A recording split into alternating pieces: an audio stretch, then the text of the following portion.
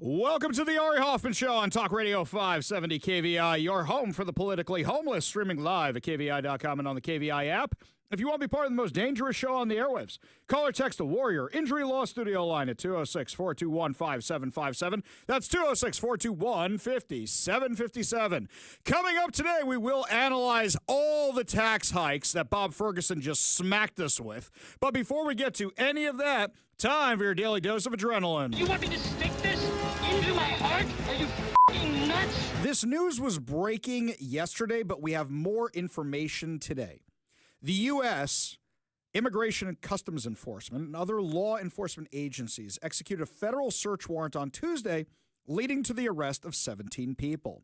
According to Como News, ICE provided them a statement that said on May 20th, U.S. Immigration and Customs Enforcement, U.S. Customs and Border Protection, U.S. Border Patrol, and Internal Revenue Service Criminal Investigation Division executed a federal search warrant at Eagle Beverage and Accessory Products located in Kent, Washington, based on an ongoing criminal investigation into the unlawful employment of aliens without legal work authorization in violation of federal law.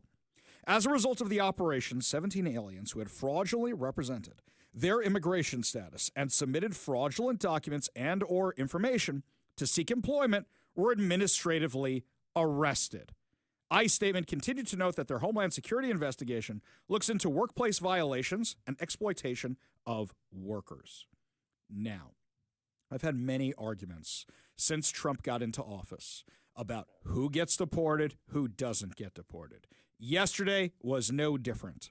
And if you want to win one of these arguments, do you know what you say to the person you're arguing with? Where do you draw the line? What crime do you draw the line on? Is it murder?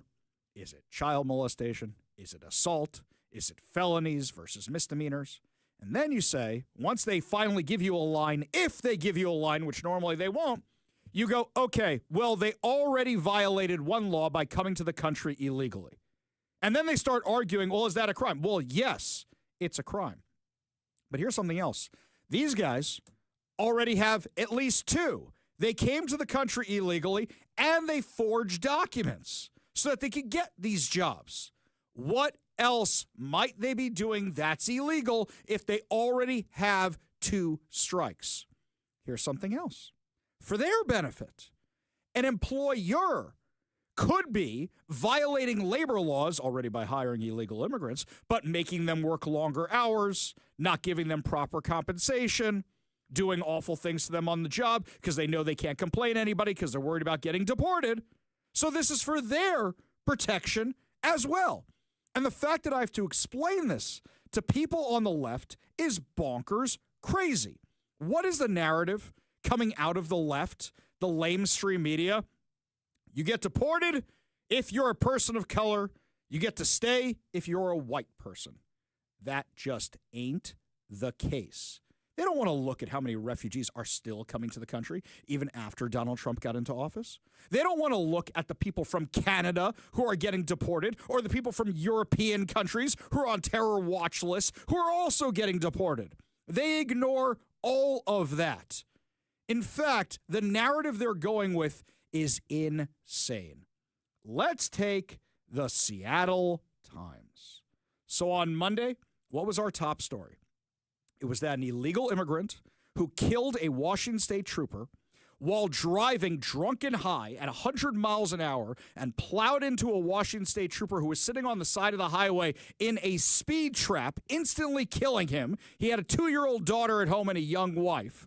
And this illegal immigrant had a long criminal history and should have been deported, but wasn't, because Jay Inslee made Washington a sanctuary city and sanctuary state, So now what's the narrative? Ready? All of us were talking about how this guy, his case might get dismissed because his attorneys were arguing that because the Snohomish County prosecutors were coordinating with ICE about if this guy got released, then ICE should pick him up. They were saying, well, that's a violation of sanctuary state laws. Luckily, the judge threw out that motion and said, no, we're going to trial. Would you like to know how the Seattle Times covered this? Headline: ICE arrests at Washington Immigration Court spark fear of fast-track removal. That's That's what we're worried about. You are worried that people who are already in immigration court for various reasons, including being here illegally, you're worried they're going to get deported. This was the way the lamestream media covered the case of the illegal immigrant who killed the trooper. Well, he's staying in jail because otherwise ICE is going to get him. Well, his family can't come to the trial because otherwise ICE is going to get him. You mean his whole family's here illegally as well? Yes, and they should be picked up. Absolutely, they should be picked up. Seattle Times is really working overtime on this craziness. Here's the narrative they are trying to paint, that everybody is innocent and everybody who ICE picks up should never have been arrested and never been deported, by burying the actual facts of the case. Headline from the Seattle Times: another Filipino green card holder returned to Washington detained at SeaTac. Oh, they're just picking up the green card holders at SeaTac and arresting everybody. If you have a green card, don't go there. You know what I said to somebody the other day that stopped them dead in their tracks? This stopped them. They go, Ari, brown people are scared to be outside in the streets. I said, I know a lot of Sephardic Jews. Those are Spanish Jews, and, ones who come from the Middle East, and people who know a lot of Israelis. They're walking around just fine. They're not worried about anything. What are you talking about? It's people who have something to hide. So the Seattle Times runs with a headline like this. Now, they're going back to a case. Shall we do this again, right? They're going back to the case of a person who had a previous criminal history that they buried 20 paragraphs down. Well, let's go to this one here. Ready? Here we go. So this original person, Dixon, who's 25-year-old, conviction for embezzling $6,500 from a bank did not trigger the action against her by federal officials at the time, but is still being held in the Northwest Detention Center in Tacoma and is now scheduled for an immigration court hearing on May 29th. So you're lucky you got away with it at the time. You're lucky nothing happened to you then. Do we want people who break laws in our country? Absolutely not. So the Londinos have been following Dixon's case closely before their trip, and were pretty worried about their travel plans. But he and his wife didn't want to cancel their celebration and wanted their daughter to see relatives. Quote, they didn't think it would happen to them, and that it would hit so close to home. A clerk at Santa Clara Superior Court in California said records show Londino pleaded guilty in 2002 to a charge of grand theft and was sentenced to 7 months in county jail. So what you're saying is, here's another criminal. But how many paragraphs did it take to get to this? 1, 2, 3, 4, 5, 6, 7, 8, 9, 10, 11, 12, 13, 14, 15 paragraphs it took to get that far down. 15 paragraphs. This is what they love to do, make it look like every single person is just a Maryland man, just a Maryland father. They're just picking people up off the streets. But always, when you dig deeper and deeper and deeper, there is always something there. Every single time. No matter how much you hate the media, you don't hate them enough because they lie to you. Now, this came to a head today on Capitol Hill. Our very own Pramila Jayapal, representative from Gaza, was going after Marco Rubio for detaining people. This was the interaction proving that Marco Rubio thinks that Pramila Jayapal is a moron and shows that he's infinitely smarter than her. Student was a guest in the United States on a student visa. No one's entitled to a student visa. So you revoked her student visa based on an op-ed which trumps the Supreme law of the land, which is the Constitution. Someone's coming up here to stir up problems on our campus. We're going to revoke their visa. She didn't do any of that. She wrote an op-ed.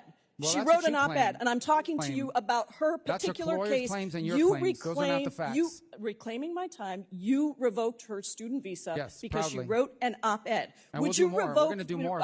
We will revoke the visa of anyone who's in this country as a guest. Are who's you here to are you going to revoke the visa of somebody who made the case? I'll look at it. I'm looking to get crazy people out of our country. Actually, it's not just about revoking. You actually, revoking Secretary the visas of any Rubio, lunatics excuse you can me, identify. reclaiming my time. If these are legitimate law enforcement agents carrying out proper arrests, why are they hiding their identities? Because then radical crazies will try to hurt them. Okay, let's analyze this for a second. What's she mad about? Ramesa Ozturk, an anti-Israel, pro-Hamas activist who wrote an op-ed taking the side of Hamas against Israel and encouraging the boycott, divest, sanction movement and encouraging the campus riot/protests. Now, do I think this is as bad as Mahmoud Khalil, who is literally pushing the Hamas propaganda on campus and leading riots against students? No. Do I think there are bigger fish in the sea? Yes. But at the same time, going after her, you don't want people who are going to encourage terrorism. You don't want people who are going to advocate for a terrorist organization that says death to America. Now, we can agree or disagree whether or not they should have gone after her. But I have a question. Pramila, this all happened in a different state. This all happened in a different city than the one you represent. You know what did happen here? What happened here, and Marco Rubio was actually talking about it during the hearing. What happened here was the Hamasniks that you support on campus, like this woman, what'd they do? Caused a riot at the University of Washington, causing over $1 million in damage to one of the labs there. And were spewing anti-Semitic, anti-American propaganda, screaming at police officers, assaulting police officers. And I don't hear you say one word about it. Who are you sticking up for? A person who's not even a citizen of this country, not looking out for what happened in your own state, in your own district. Not at all. You ignore all of that. Ignore every little piece of that. By the way, slight tangent for a second here. Here's a fun one. You know, Pramila Jayapal is mentioned in Jake Tapper's book. Oh, this is fun. It's at the tail end. So what happens is, after the disastrous debate between Joe Biden and Donald Trump, what happens? The Democrats are in complete disarray. And this was actually reported at the time by the New York Post, where Joe Biden and Team Biden, whoever's actually running that campaign, whoever actually is giving Joe Biden his talking points, has to go on a tour of all the different Democrat caucuses to try and get them to like him again and give them reasons why they should be backing him. So what happens? Pramila Jayapal is chairwoman of the Progressive Caucus. That means the Squad, AOC, Rashida Tlaib, Ilhan Omar, Ayanna Pressley, that whole crew. And what happens? They arrange a Zoom meeting. And during the Zoom meeting, and this is what was reported at the time, Joe Biden is yelling and screaming and talking about how he is more progressive than any of them. Now, here's what Jake Tapper added that we didn't know. Apparently, Pramila Jayapal was texting Team Biden. Texting them. And she was saying, it's not going well. He's too angry. You need to calm him down. So Team Biden hands Joe Biden a note that says, take it easy, relax. You're coming off as defensive. You're coming off as rude. And he read it. He opened up the note and read it to the Zoom. So they realized the dude isn't present. And then Pramila Jayapal afterwards issues a statement about how great the meeting was, how wonderfully it went, and how she's so excited to be backing Joe Biden for president. She was part of the cover-up. Let's be real here. She doesn't want to discuss what happened at the University of Washington. Well, while Marco Rubio was on the Hill, he just made Democrat after Democrat after Democrat look like idiots. So we have Chris Van Hollen, the senator who went down to hang out with the MS-13 gang member, have margaritas with the MS-13 gang member. So these people are more interested in supporting illegal immigrant criminals and gang members than they are about who destroyed UW, than they are about what's happening on college campuses, than they are about what these criminals are doing to Americans. So Marco Rubio just shut down Chris Van Hollen at the end of Chris Van Hollen's questioning of him. And I have to tell you directly and personally that I regret voting for you for Secretary of State. I yield back. May I respond? You may sit. Well, first of all, your regret for voting for me confirms I'm doing a good job, based on what I know. Well, that's just a flippant statement, Mr. Secretary. Can I respond, Mr. Chairman? You may. I didn't ask. Senator, please let the Secretary have I'd be the floor. happy to, but then I can respond to his. Your time's up, Senator, and willfully used, I might add. Well, Yeah, Chris Van Hollen didn't like being called out. Then he plays the victim. Wait, I want to respond. I want to respond. You had your time already. You're mad because Marco Rubio's right. You backed the wrong horse, Senator Van Hollen. You went down to El Salvador to have margaritas with a wife beater, a spousal abuser, a human trafficker, a drug dealer, an MS-13 gang member. Hey, I hope the Democrats keep doing this. You know why? They're going to keep losing elections.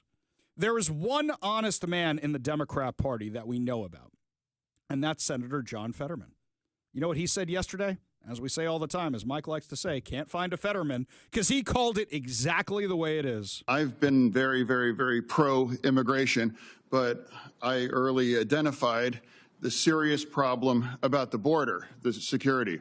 And I've said this publicly, I'll say it now, that my party failed to secure our border.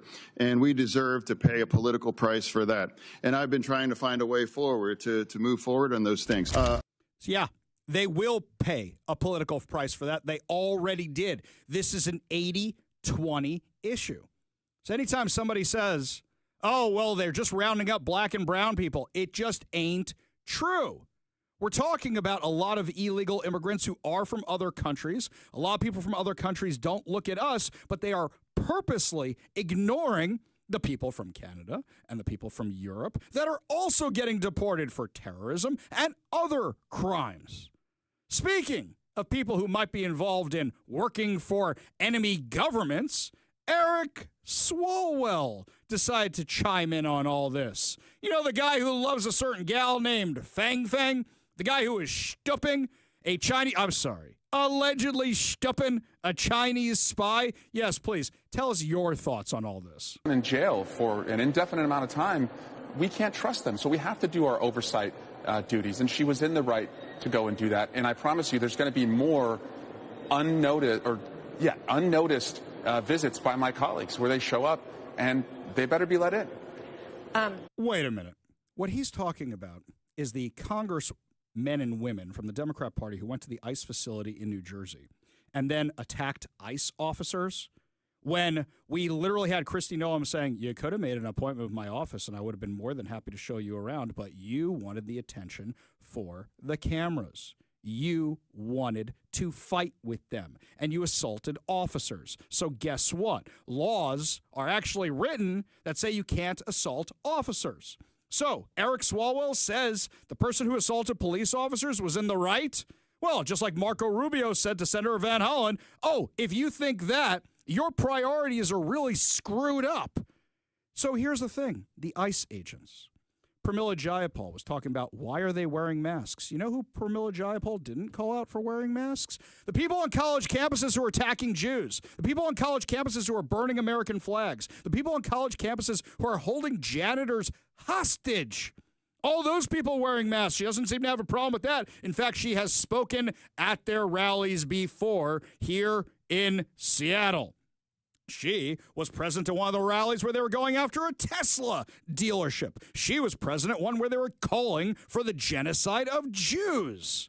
The double standard is absolutely insane. That they say, oh, well, these guys shouldn't be wearing masks. What about all the kids on the college campuses? The liberal argument completely falls apart. It's not even the liberal argument. The leftist crazy argument falls apart on illegal immigration. Because at the end of the day, the people who come to this country illegally committed a crime. If they're fleeing persecution, there are ways they can do that legally, like the people who are coming from South Africa. There are plenty of people who came here legally to get refugee status, not MS-13 gang members who are somehow ending up on our voter rolls. Not members of other gangs who are somehow ending up getting Social Security cards. These are criminals determined to commit crimes against American citizens. And what's happening is the Democrats continue to show they are on the side of the criminals, not the Americans. I want to know what your line is. Who do you think should get deported? Who shouldn't? Is it anybody who commits a felony? Is it anybody who commits a violent felony? What would your line be for this? Or do you just say everybody who's here illegally already committed a crime, they got to go? Let me know what you think. 206-421-5757 for calls or 206-421-5757 for texts. When we come back, my friends, lots more to talk about. Speaking of people who are anti-police, like Pramila Jayapal, an ice cream chain here in Seattle is mad that crime has gotten so bad. Maybe you guys shouldn't have backed the autonomous zone and the defund the police movement. You're listening to the Ari Hoffman Show on Talk Radio 570 KVI.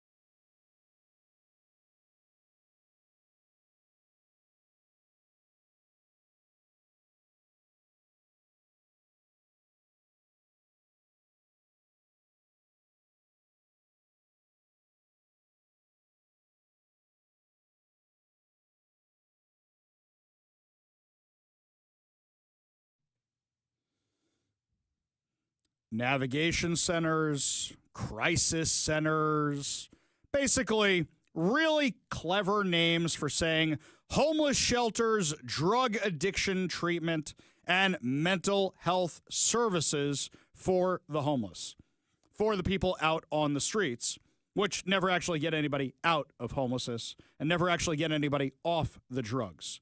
I understand business owners' concerns when these things are opening up in a neighborhood. I have the exact same concerns when these things opened up where my businesses used to be.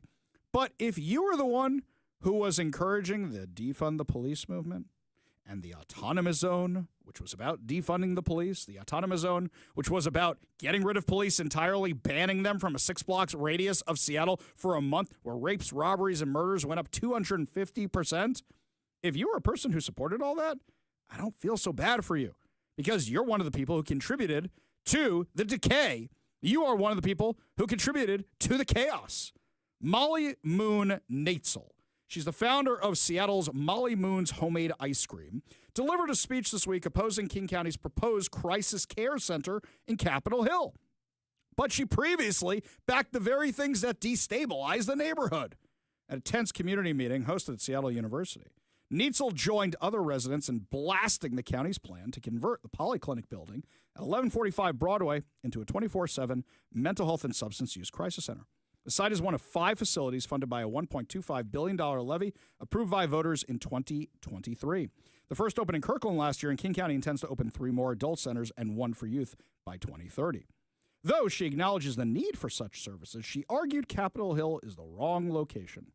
She said, "We are struggling. The businesses here are struggling. The residents feel unsafe. Do they need to come to a neighborhood in absolute dire crisis for the last 5, 6, 7 years? Huh. Why has it been in a dire crisis?" Now, you know where I originally saw her comments? Friend of ours, Peak Seattle, over on Twitter, sent this over to me. It came from The Stranger. The Stranger was bashing her because how dare she speak out against the crisis center? Now you've managed to piss off the left and the right because I'm saying you're such a hypocrite. You're one of the people that supported the autonomous zone. Wait a second, Mike, when was the autonomous zone? 2020, carry the one. Oh, 5 years ago. So you're saying things got bad in the last 5 years? When was the defund the police movement? During the summer of love in 2020? Oh, wait a minute. Who was supporting all that? You. In the summer of 2020, Capitol Hill became the center of national attention when far-left Antifa and BLM activists took over a 6-block area surrounding Cal Anderson Park. The self-declared Capitol Hill Autonomous Zone, later renamed the Capitol Hill Occupied Protest, was established after Seattle police abandoned their East Precinct building in the wake of the George Floyd riots that rocked the Emerald City. The occupation led to rampant lawlessness, vandalism, and fatal shootings, including the death of 2 black teenagers. At the time, Molly Moons was an outspoken supporter of the movement. On June 12, 2020, the chain announced it was closing to participate in the March of Silence organized by Black Lives Matter.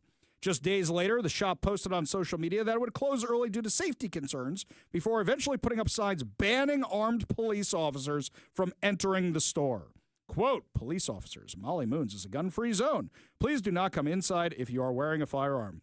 Hey, wouldn't it have been nice if the cops were hanging out? Then you wouldn't have security issues.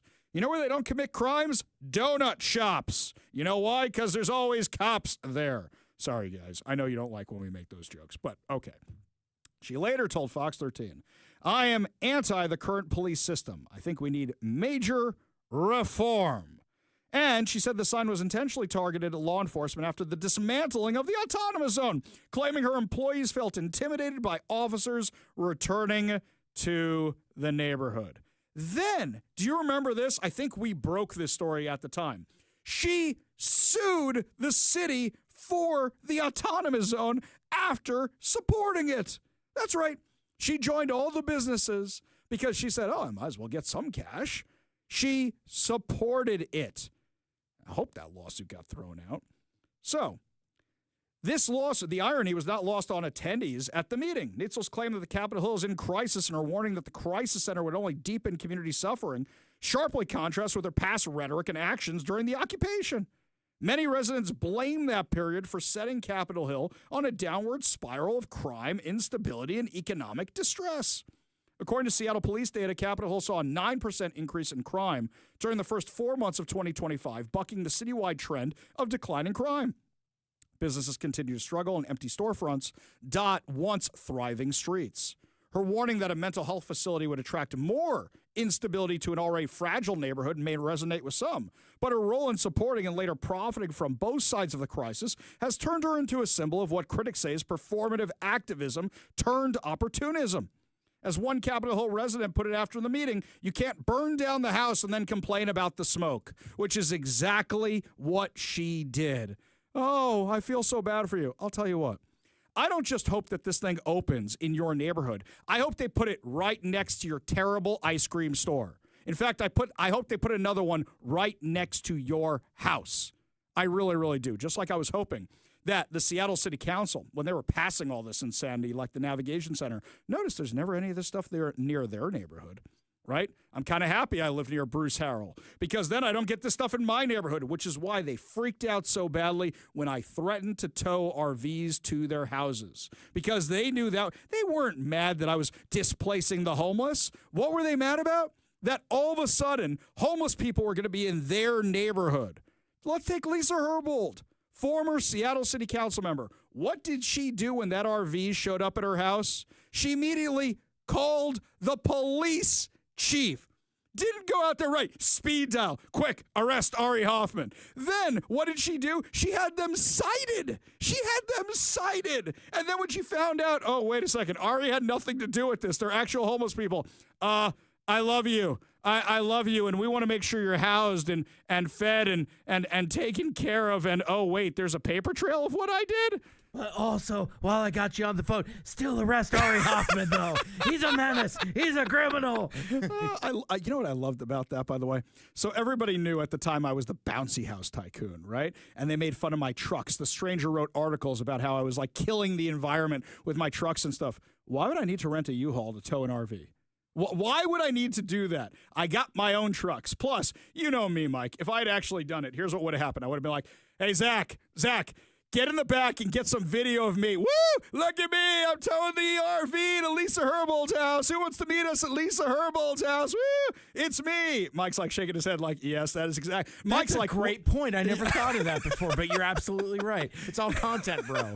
I would have called Jonathan Cho. Hey, Cho, come on down. Look what I'm doing. Right, I would have had young Zach do that and be like, bro. Right, I would have been like, dude, watch me. Look what I'm doing. Woo! Go to Lisa Herbold's house. Who's coming with me? That's automatically, hey, no, it wasn't me. There'd be like drone footage and stuff like that, following you around, documenting everything. And that's the other thing. Yeah. It would be a well-documented adventure. Oh, yes. I would not have snuck this on anybody. Yes, I went on the radio to tell everybody I was going to do this with Dory Monson. That's what I did. And then I secretly did it in the dark of night. I made the thread on radio, but I'm, to one of the most popular radio shows in town at the time. And now I'm secretly doing it because I don't want to get caught.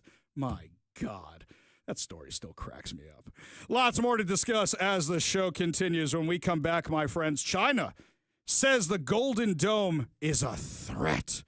Good. That's what it's supposed to be. We'll give you all details when we come back. You'll listen to the Ari Hoffman Show on Talk Radio 570 KVI.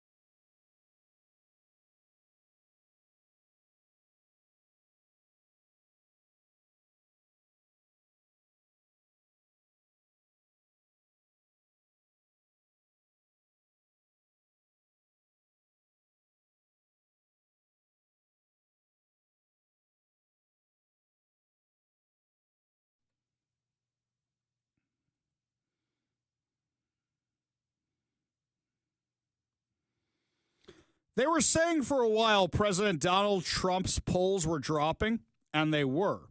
But since his Middle East trip, which was a massive, massive success, he's been surging in the polls. He's gone from 44 to 55% following his trip to the Middle East, during which he brokered a number of bilateral trade deals between the U.S., Arab nations, and businesses. According to an Insider Advantage poll, which was conducted between May 17th and 19th, Trump's net approval rating surged to 55% with his disapproval at 44%. Now, the margin of error on the poll is plus or minus 3%. So that means he's well outside the margin of error there. A 10-point surge. Okay, at minimum, a 7-point surge, but it could also be a 13-point surge. That's huge. One thing about Donald Trump, whether you like him, whether you don't like him, he's very good at adjusting his strategy if it ain't working. Now, the question is, was this all part of the plan? Yes, it was. He wanted more trade deals. He wanted more negotiation. This is what he did in his first term. He brought peace to the Middle East through business deals. You want to kill the Jews? You want to make money off the Jews? If you believe your stereotypes, then, hey, how about we go that direction and then we'll be okay? That's basically what the deal was with the Arab countries, and it worked out perfectly with the Abraham Accords. So he's trying to do that again, and for now, it looks like it's working. Plus, he promised all these trade deals, and he came back with a whole bunch of trade and business deals. Prior to the surge in the polls, Trump's approval had been declining. But with the jump in his approvals, it suggests that Trump is regaining his footing with his base of support, as well as with the independents in the country, according to the post-millennial. The approval for Trump is up from 46% early May, when 44% disapproved of the president's work in the White House. This is huge news for the Trump administration. Now, how do you keep the good train running? Donald Trump announces national security. That's the thing he's known for. Yesterday, he announced the Golden Dome. Now, once again, for those of you who don't understand what this thing is, it is a defensive weapons system.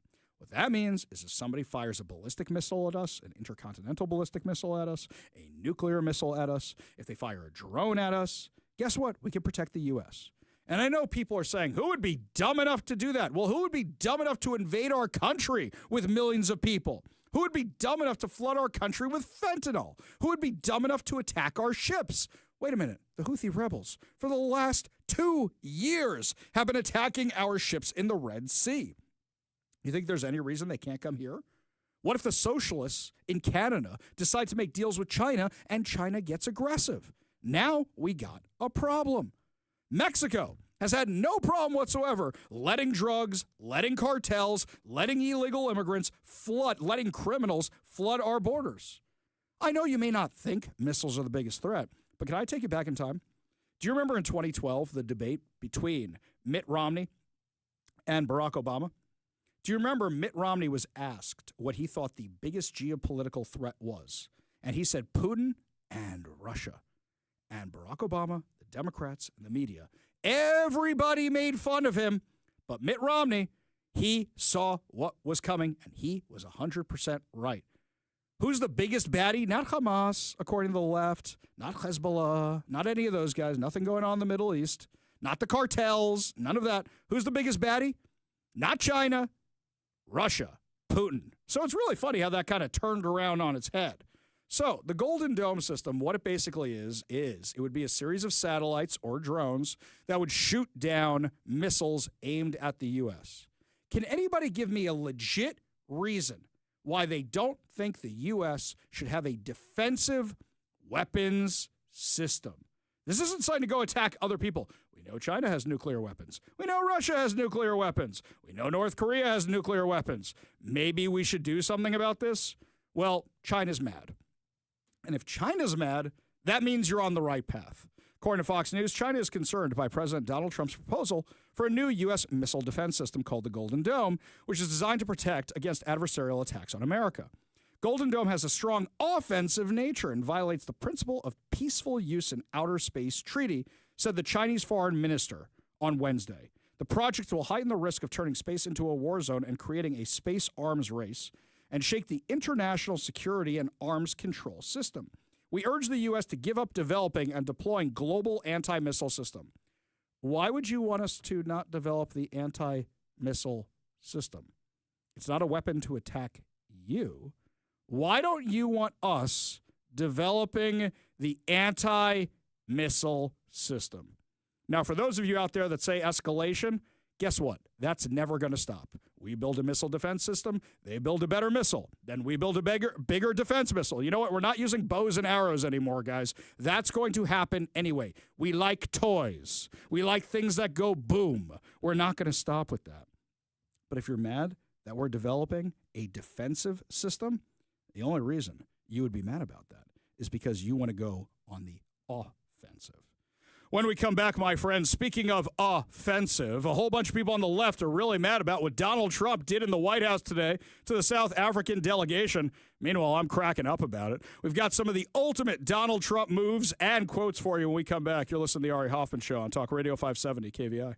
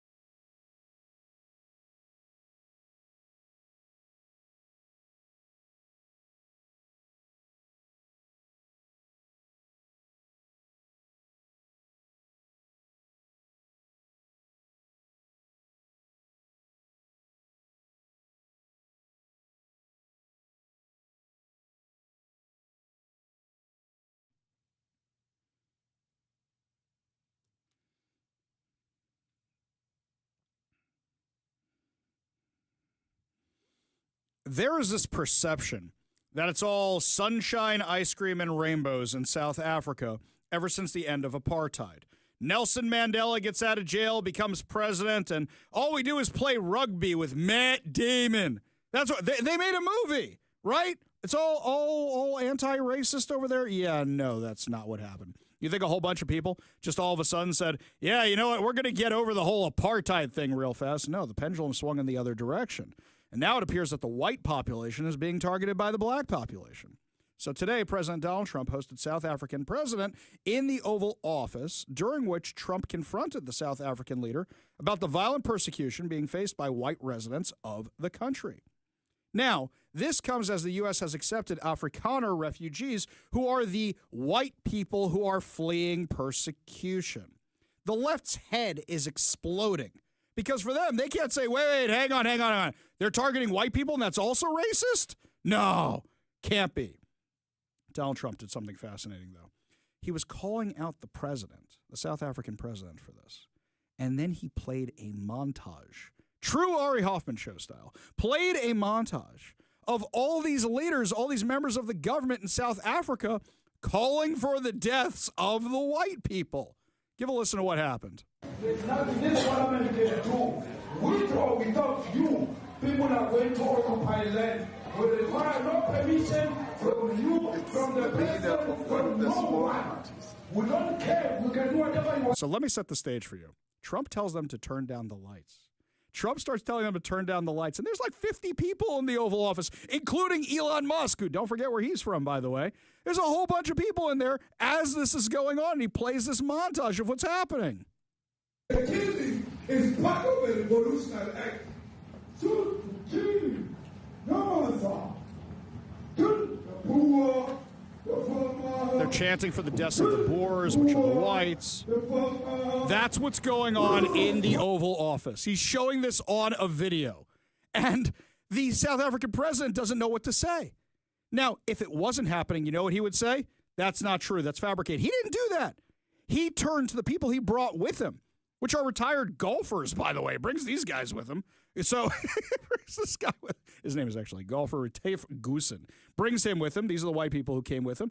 And he goes, wait, is this actually happening? I grew up in an area in South Africa that is a farmland area, Polokwane. Yep. And there is some issues up there. Obviously, my dad was a property developer as well as a part-time farmer.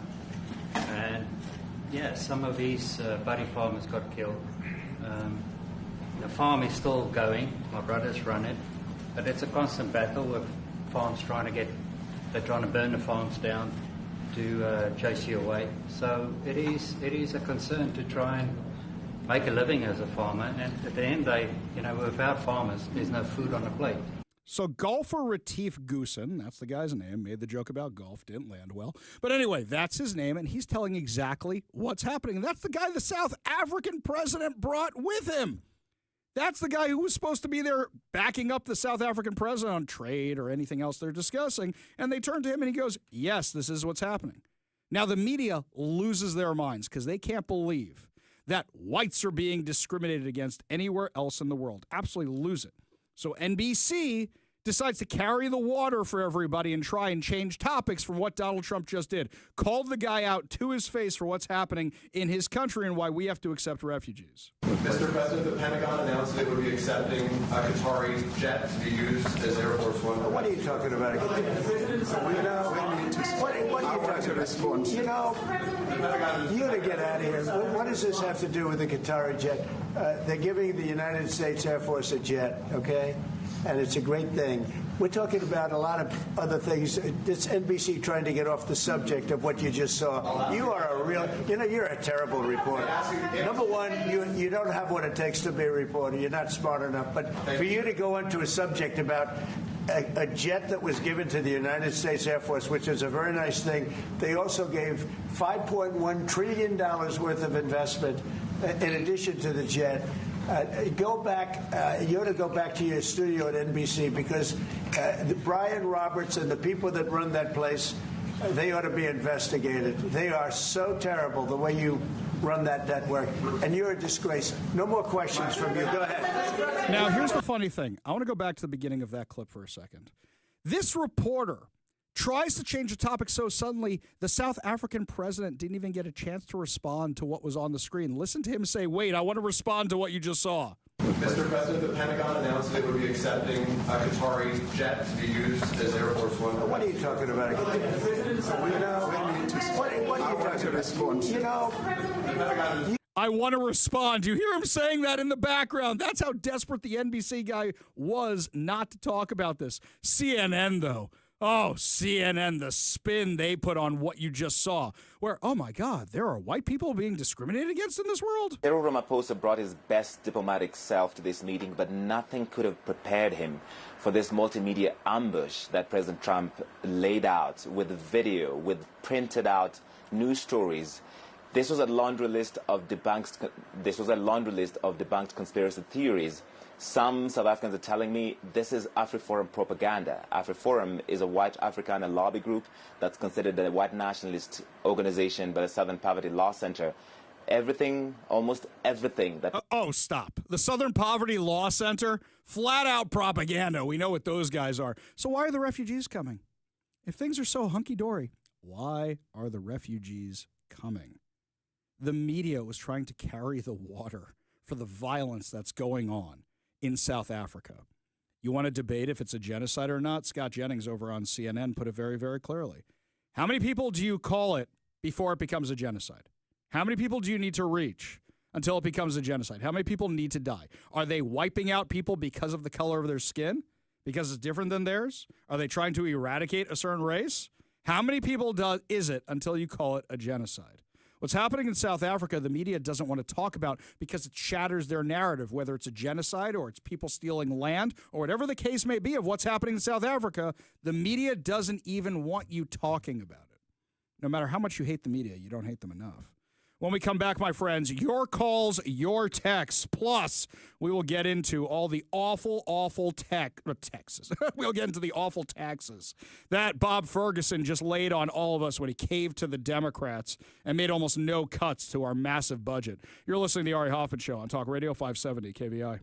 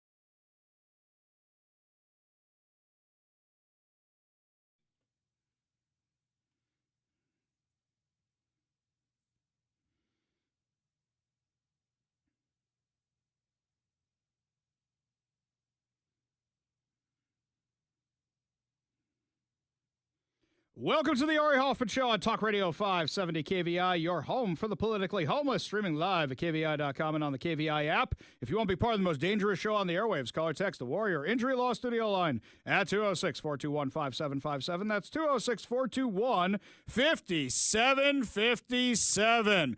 We are going to dive deep into all of Bob Ferguson's taxes and explain why he's a coward. But first, we grab this quick call over on the Warrior Injury Law Studio line. Take a call from Paul in Bonnie Lake. Paul, what's up? Thank you, Ari, for taking my call. President Trump's Iron Dome, and in his own words, is a descendant of Reagan's SDI. And Teddy Kennedy was one of the biggest opponents, but he was a moron. But it works. And everybody gets upset about that. But why would they get upset about being safe in their beds at night and having military superiority? Because the Democrats don't have anything else to talk about. That's it. It's just Trump said it, so it must be bad. I mean, when they first mentioned Golden Dome, I thought they were talking about the top of my head where my hair is running away quicker and quicker and quicker. But I realize that's not what they're talking about. Yeah, it's basically something to keep our nation safe. And you should question anybody who doesn't want to keep our country safe. Paul, appreciate the call. Appreciate you being part of the show. You want to be part of the show, you give us a call or text at 206-421-5757.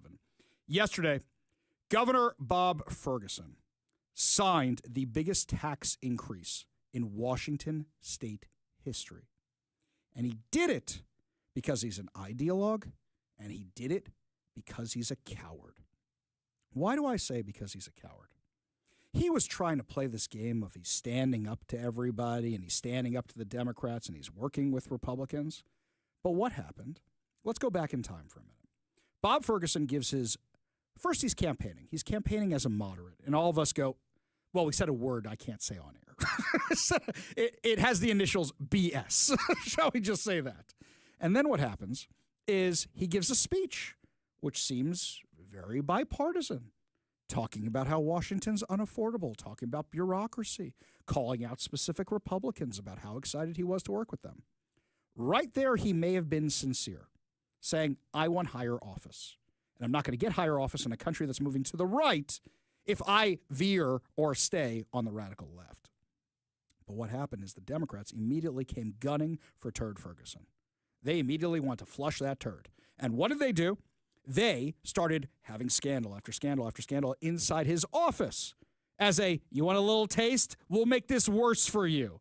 How much worse do you want to make this? They banned his staff from the chambers, took away their entry and exit policies, did whatever they could to show him who was actually in charge. It was all vindictive. I sincerely believe that Bob Ferguson, because of how ambitious he is, was really thinking about pretending to be a moderate until he could get higher office or run for higher office. I truly, truly believe that. I don't think he was sincere, but I think that he said, as a way of going up the ladder, this is what I'm going to do. See, I agree with you, but I part ways with you ever so slightly because, like, I remember that day he's like, you know, Senator John Braun, a friend of the show, says, like, I want to work with you on term limits. Yeah. I believed him. Yeah. And so here's the thing. I never believed him. Yeah. I thought he was doing it for his own ambition. I think we put out polls and we asked everybody to call us. Do you believe him? Not. I never believed him. And I kept asking the question, does his ambition win out, or does his ideology win out, or does the Democrat Party in Washington win out? Well, we now know what won out. And actually what showed it to me was this thing with Tim Eyman that happened. Tim Eyman, for those of you who don't know, he's a local activist. He's the guy who runs initiatives all the time, not the Let's Go Washington initiatives, but he's the one who did $30 car tabs. That's Tim Eyman. And what happened, he is such an opponent of Bob Ferguson that Bob Ferguson decided to ruin Tim Eyman's life. Whether you like Tim Eyman, whether you don't like Tim Eyman, Turd Ferguson bankrupted Tim Eyman and hates Tim Eyman and has made him the poster child along with the Western Washington media for the right. And he's awful and terrible and we must destroy him. Tim Eyman did something trollish but entertaining yesterday. He shows up when Turd Ferguson is signing the bill that's going to gut parental rights. So they usher all these people into the room to stand there. It's a whole bunch of purple-haired, weird-looking people. They usher all these people into the room, and Tim Eyman's with them. And here's the other thing. Tim Eyman is dressed like Bob Ferguson. He's also wearing a black suit. He's also wearing a white shirt. He's also wearing a red tie. Whether that was done intentionally or unintentionally, But here's the other thing. Tim Eyman doesn't have his usual stickers, doesn't have his usual flair. His pieces of flair are not there. And he's standing right behind Bob Ferguson. Now, on social media, there was a lot of attention to the interaction between the two of them. It's unclear audio. I know what they say, especially when you see it. It's a little hard to make out on radio. But what happens is Bob Ferguson says, really? Are we really doing this? To Tim Eyman. And Tim Eyman says, I'm just here for respectful opposition. That's fair. That's fair. I don't know why you want to be in the picture. We can debate that another time. But I watched that video like I was analyzing a sports game to find out if the guy was actually safe at home plate. We watched that a few times. Mike knows. I was getting really annoying sitting next to him. Did you see this? Did you see that? Back and to the left. Back and to the left. Right. That's what was happening. So what did I notice? Bob Ferguson tracked that Tim Eyman was there right away. And he kept looking at him. And he kept looking at him. And he kept looking at him. And he was getting really nervous. And he was doing that thing where you overcompensate when you don't want to be in a situation. We've all been there before. But what happens is he goes, are we really, really going to do? And then he just stops as soon as Tim Eyman goes, respectful opposition. And then Bob Ferguson just goes ahead. And you know what I realized? Because I counted 7 times. 7 times. Bob Ferguson looks at Tim Eyman. 7 times. He tracked him. He knew who he was. He knew who was there. Nobody whispered in his ear. You know what a strong person does? Dude, get out of my picture. Get out of my office. Get out. Get out. You don't want to cause a scene with the kids there? You ask the Washington State Patrol to throw him out. Now, we would have criticized him for that, too. Of course we would have. But Bob Ferguson is a coward. And he can never stand up against anybody when they're in his face, ever. Why does he not get back to me on any of my press questions? Because the one time he made the mistake of doing so, I ripped him a new one and shredded him. He can't deal with opposition. Tim Eyman does what Tim Eyman does. Ignore him. You have made him a bigger name by bankrupting the guy. Now everybody in Washington who knows anything about politics knows who Tim Eyman is. You dropped him into the vat of nuclear chemicals. You did that. You made Tim Eyman who he is. You did that. Here's the thing. When Bob Ferguson gets asked about what's happening at University of Washington, moves on. I can't define domestic terrorism. When he gets asked about it by the Seattle Times, can't answer the question. When he gets asked about it by Chris Daniels, not once but twice, can't answer the question. Whenever he gets hit with something he doesn't expect, he does this weird thing. He does this ear-to-ear grin, which is awkward. His eyes get very narrow. I went back and watched all the tapes on this. This is his tell. He does it every time, and then he takes a step back and does this little, like, hopping thing that he does. I want to play poker against Bob Ferguson, and I'm not even good at poker because that guy has the worst tells ever. But he's a coward. He can't say what's right. He can't say what's wrong. And when the Democrats started coming after him and saying, well, we're going to get rid of your staff and we're going to make sure they don't have access to the floor and we're going to create some little scandals inside your office and create a whole big deal for you. Imagine how much worse we can make your life for you. You're going to do exactly what we say. He caved to them. Bob Ferguson initially came out with $4 billion in cuts. I lost all my office bets yesterday. I lost all my office bets with the news people. Because I said, what's going to happen is he's going to line item veto the cuts he wanted, find some offsets here or there, and it'll still be massive tax increases, but that way he'll be able to say, you know, we tried, and everybody has to dig deep. And that's not the messaging he went out with yesterday. The messaging he went out with yesterday was that same document that Noel Frame leaked. Senator Noel Frame, Democrat, leaked at the beginning of the year by accidentally emailing it to everybody under the sun, which said we're going to blame billionaires and millionaires and tax them and tell them about budget gaps. It's all fake. So you have a budget gap. Let me just make sure I got this right. So you add new spending on top of it? Not make cuts at all, just raise taxes and add new spending? It makes no sense at all. And now, for the rest of time, Bob Ferguson will be the governor who signed the largest tax increase in Washington state history, which includes sweeping new and expanded taxes affecting families, consumers, and businesses. Now, here's the other thing. Realize that anytime it affects the millionaires, billionaires, anytime it affects the businesses, you know who it affects? You. So this was kind of entertaining. Somebody was trying to fact check me yesterday because I posted that this is going to cost, according to the estimates, I didn't have them right there. The early estimates had said around $2,000 a family per year to around $5,000 per family per year, probably closer to 2 than 5. Because everybody assumed what I assumed. We'd be getting the $4 billion in cuts that he originally said. Sorry, we took the guy at his word. We shouldn't have done that. Now we have to recalculate, and all the calculations aren't done yet. But somebody tried to fact check me, and they tagged Grok, the Twitter AI, on one of the threads. And you know what the Twitter AI said, which was the X AI, sorry. You know what it said, which was really funny? It goes, the conservative estimate is $738 per family. 700. Okay, so right there, Grok is agreeing with that. And they said what the author is likely referencing is the not yet calculated costs of the increase of prices that businesses will roll onto the consumer.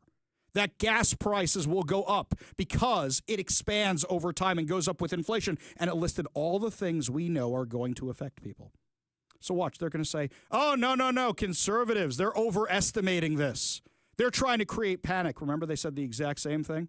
They said the exact same thing regarding the gas tax, the Climate Commitment Act. They said the exact same thing. Remember Jay Inslee? Pennies. It's only going to be pennies. Pennies. You won't even notice it. Yeah, me and my wife, Morgan Fairchild. Yeah, me and Trudy. Yeah. Like, that's what they were saying. Here we are again. So what is the $77.9 billion state operating budget for the next 2 years? An 8.2% increase in spending. So you have a out-of-control spending problem, you have a budget gap, and you decide to do more spending? Democrats claimed it was a $16 billion budget shortfall.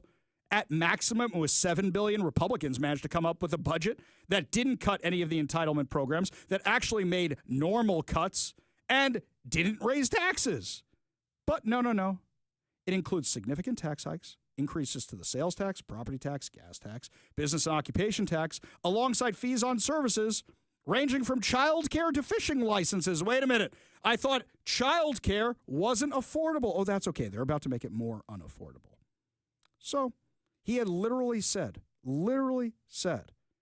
I said we're not going to be able to tax our way out of this.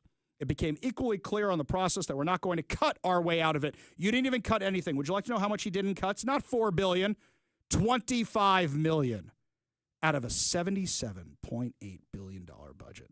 That's nothing. Nothing. And he emphasized the need to protect core services. He didn't even do that. Would you like to know what this is? $5.6 billion from increased B&O taxes on businesses. You think the businesses are just going to eat that? No, they're going to roll it over onto you. $2.6 billion from expanded sales taxes on goods and services, including on housing and health care. $1.6 billion from property tax increases, $637 million from expanded income and capital gains taxes, $385 million from new taxes on storage units and other services, $281 million from new taxes on EV manufacturers like Tesla. I thought it was climate change. Climate change, got to save the world. Everybody has to drive an EV. Additionally, fees for services across the board are increasing. Child care copays are doubling. Nursing home per bed fees will triple. Hunting and fishing licenses will go up 38%. Discover Pass fees will jump 50%. Wait a second. I thought you wanted everybody in the parks. Just push them all there so you can charge them more money. And liquor license fees will also increase, which means now between their minimum wage insanity and the increase in fees on businesses and liquor licenses, how many restaurants do you think are going to be able to survive this? How many? So, while tax hikes are dominating the headlines, several key programs are also being cut and underfunded, including K-12 education, where funding will be eliminated for underperforming schools. Wait. I thought you were saying they were going to save all the schools. Now, mind you, I think we should cut underperforming schools. But you know what's going to happen is they're going to freak out, absolutely freak out, do what they did in Seattle. Okay, we're not closing any schools. Give us more money. Give us more of those people's money. The Tiffany Hill Act, meant to aid domestic violence victims, was defunded. Dental reimbursements for low-income individuals will be reduced. Postpartum coverage will be slashed. Hospital payments for public employee patients are to be lowered. This is insane. So literally what they are doing is taxing because they want to spend it on what? Self-service stations, which we've discussed in depth before. They want to spend on laser hair removal for transgender inmates. They want to spend it on whatever ridiculous cause they can think of next. Oh, I don't know. Illegal immigrants. Give them health care. Let them play hockey. Whatever insane thing they come up with next. That's what they're going to spend your money on because they are addicted to spending.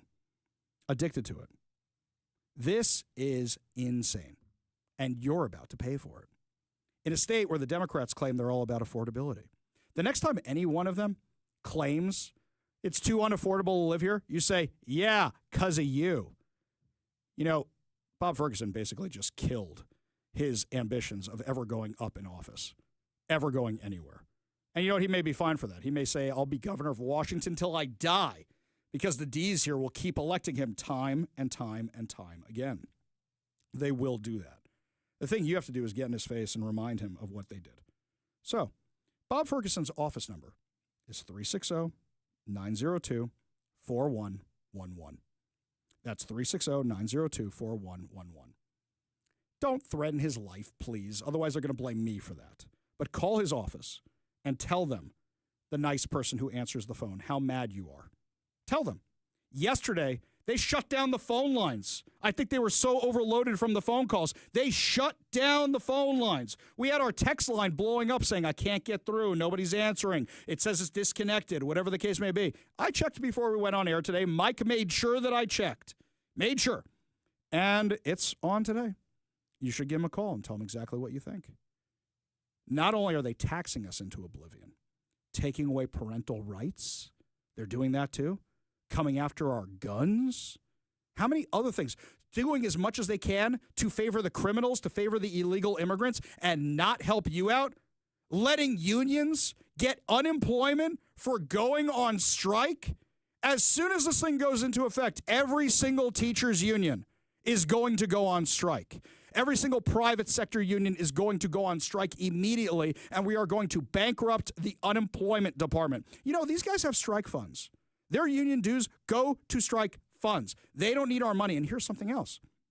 You have now taken away their incentive to ever settle any strike. They can just keep getting unemployment for the rest of time. Well done, everybody.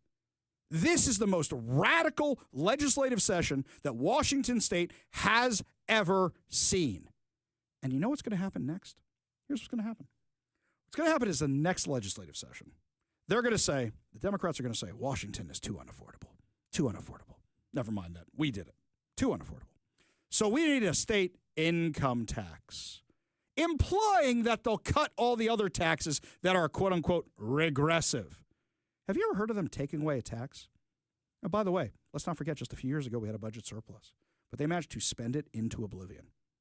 You know how many people have left Washington State, California, Oregon, that they've moved to states like Florida, that now Florida's talking about getting rid of their sales tax. They're working on getting rid of it. Other states are doing the exact same thing, trying to get rid of taxes. But here in Washington, it's more and more and more because people don't want to be here anymore. Why is K through 12 education funding going away? Because so many people are pulling the kids out of the schools. And because they keep pulling them out of the schools, they have less and less students. Those body counts are tied to federal funding. They're getting less of it. So now they're coming after you for it. Yesterday, we opened up the phone lines and we asked people what was their breaking point. And a lot of them said this was it. And by the way, it was a lot of seniors who were emailing me who said, Ari, what this will do to my personal budget, I'm on Social Security, I'm on disability, I'm on this. I can't afford to stay here if they do this kind of stuff to us. They're going to leave. I don't think the Democrats realize how bad this is about to get for the state, or maybe they do. But I'll tell you something, because this is really crazy. CEO of Microsoft, one of the heads of Microsoft the other day, was doing an interview with GeekWire. This is Brad Smith. He was saying that the Washington State Legislature better wake up because we told them we were all going to be out of here, and they didn't want to listen. He's doing this interview. He's talking to them and telling them this tax plan is Microsoft president, Brad Smith. He said, if you guys do this, we are out of here. He said, quote, God, please give us state legislatures who care about economic development and not just taxing our industry to pay for other things. He's 100% right. So who's going to leave first? Amazon? Microsoft? Boeing? Costco? REI? How many other companies do I need to list? T-Mobile? You think they're going to stay here? I would get out of here while the getting's good. Somebody texted me and said that Texas is seeing massive developments, and they're wondering if some of these tech companies are going there. Bob Ferguson has basically buried his presidential ambitions, but you know what he's counting on? The short memory of voters. He's counting on that. And he's counting on Democrats going, we're going to vote for whoever has the D next to their name. They are counting on that. So it's up to you. It's up to you to talk to your friends. So many of you call the show. And when I say, do you talk to your Democrat friends about politics? No, that'll lead to a fight. You don't have to fight with your friends. They're your friends. You can't have honest discussions about politics. And by the way, they will end up agreeing with you on at least 60% of local stuff, especially financial. They will agree with you. You need to have those conversations with them because they don't know, they're not paying attention, and they just vote for the D every single time. Let me know what you think. 206-421-5757. That's 206-421-5757. We go to the Warrior Injury Law Studio line, take a call from Paul and Puyallup. Paul, what's going on? Hey, Ari, what's up, man? I keep on telling you, there is no GOP. There's no grand old nothing. It's old grand old grandpop and grandmas. So I'll tell you something. Hang on a second. Hang on. I'm going to say this. You're not wrong. You're not wrong. But you know what there is? The initiative process. And Brian Haywood was on the show yesterday. No, there isn't. I'm going to tell you why there is. I'm going to tell you why there is.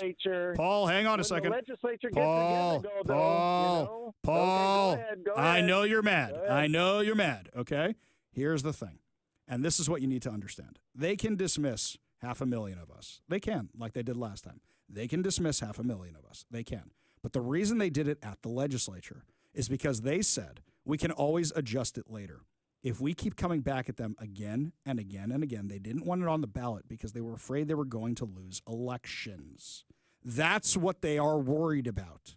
And if we show up with 1 million signatures this time, they are going to lose their minds. I agree with you. Washington State GOP, these local GOPs, a lot of them are not doing their jobs. They didn't ballot harvest in the last election. I keep pushing them on that. They're not actually doing it like 1 or 2 did. That's it. If you don't do that, you're going to lose the election every single time. But the initiative process has been shown to work.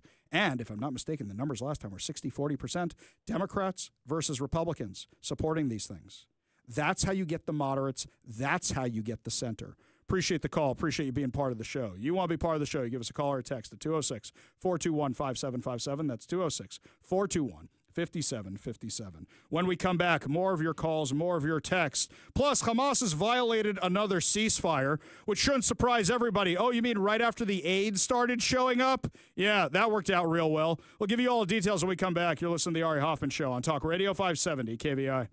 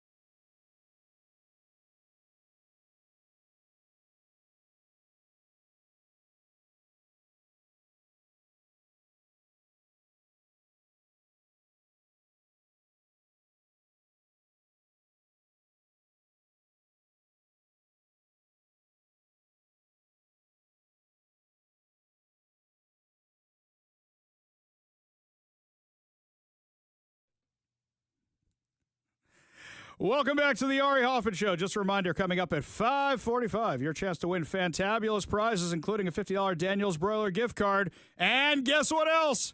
Who tickets? That's right, my friends. Yet another reason. Always keep your radio tuned to 570 KVI. Left on your dial, always right on the issues. You can also stream us at KVI.com, download the KVI app, and, of course, subscribe to us on whatever your preferred podcast platform is. Plus, good news.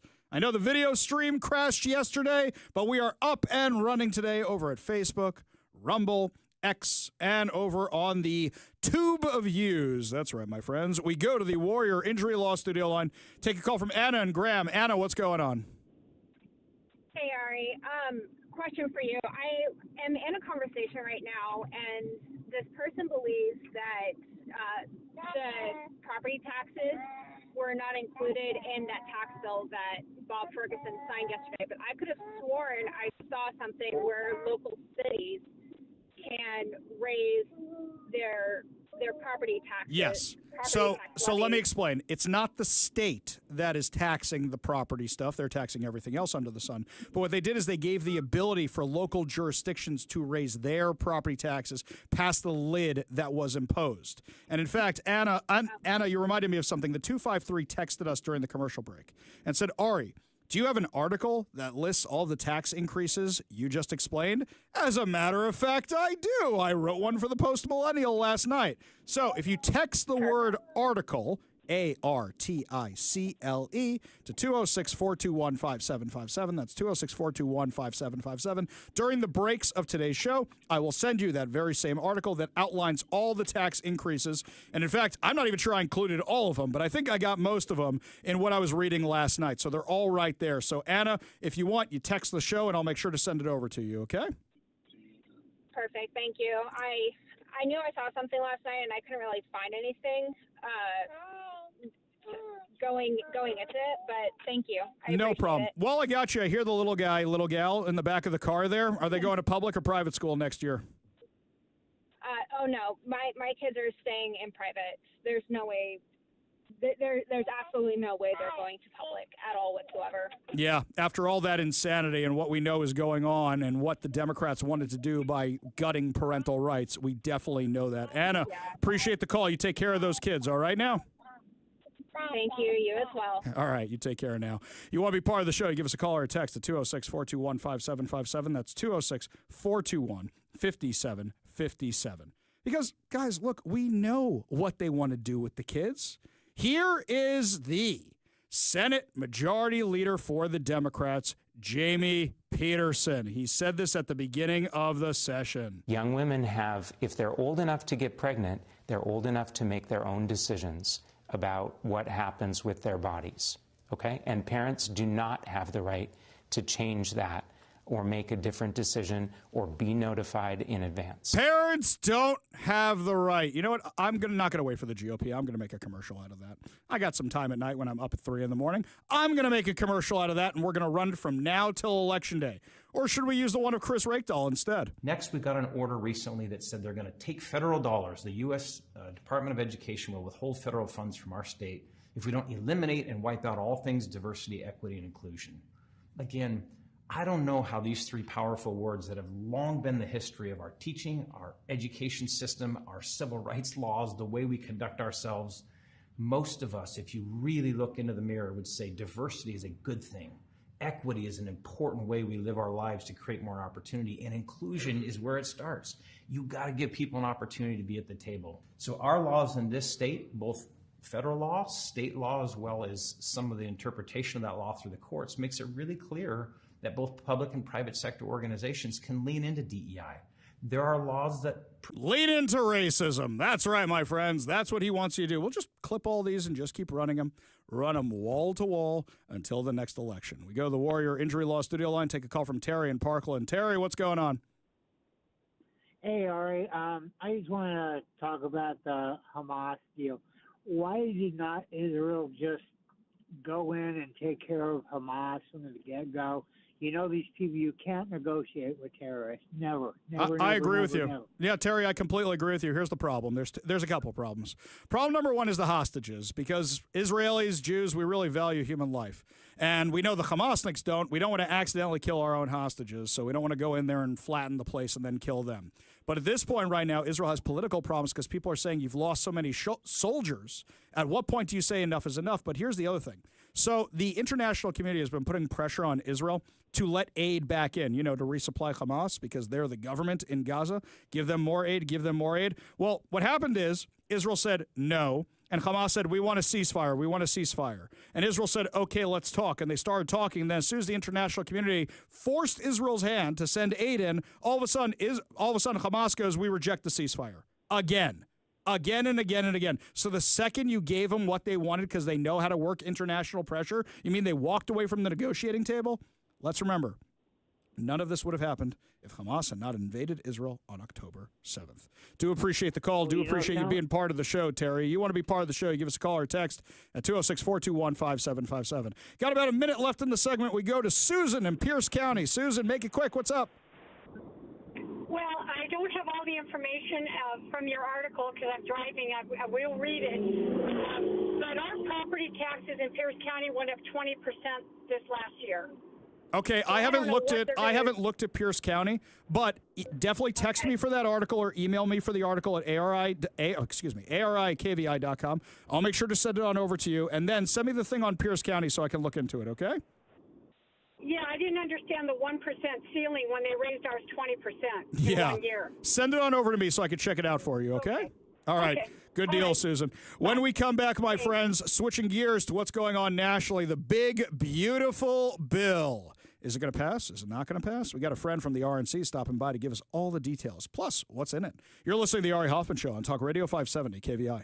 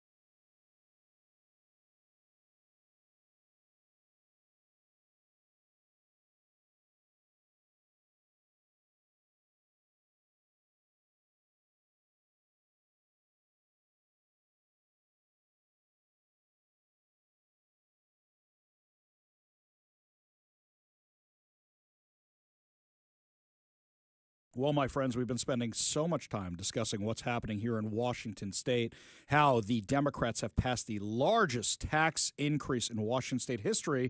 We're not really paying so much attention to what's happening in Washington, D.C., especially with the big, beautiful bill and what exactly is inside this thing. Lucky for us, we have our friend Danielle Alvarez from the Republican National Committee. She is a senior advisor over there, and she joins us now on the Warrior Injury Law studio line. Thank you so much for being with us today.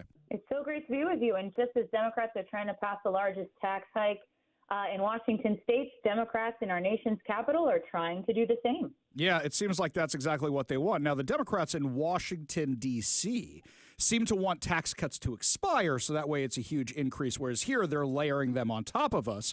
But as I see it, it's a spending priority. The Democrats just seem to want money to spend it on dumb things, whereas President Trump is saying, hey, this whole securing the border thing is working out pretty well. We got to do more of this. So what are they doing with regards to immigration in the big, beautiful bill?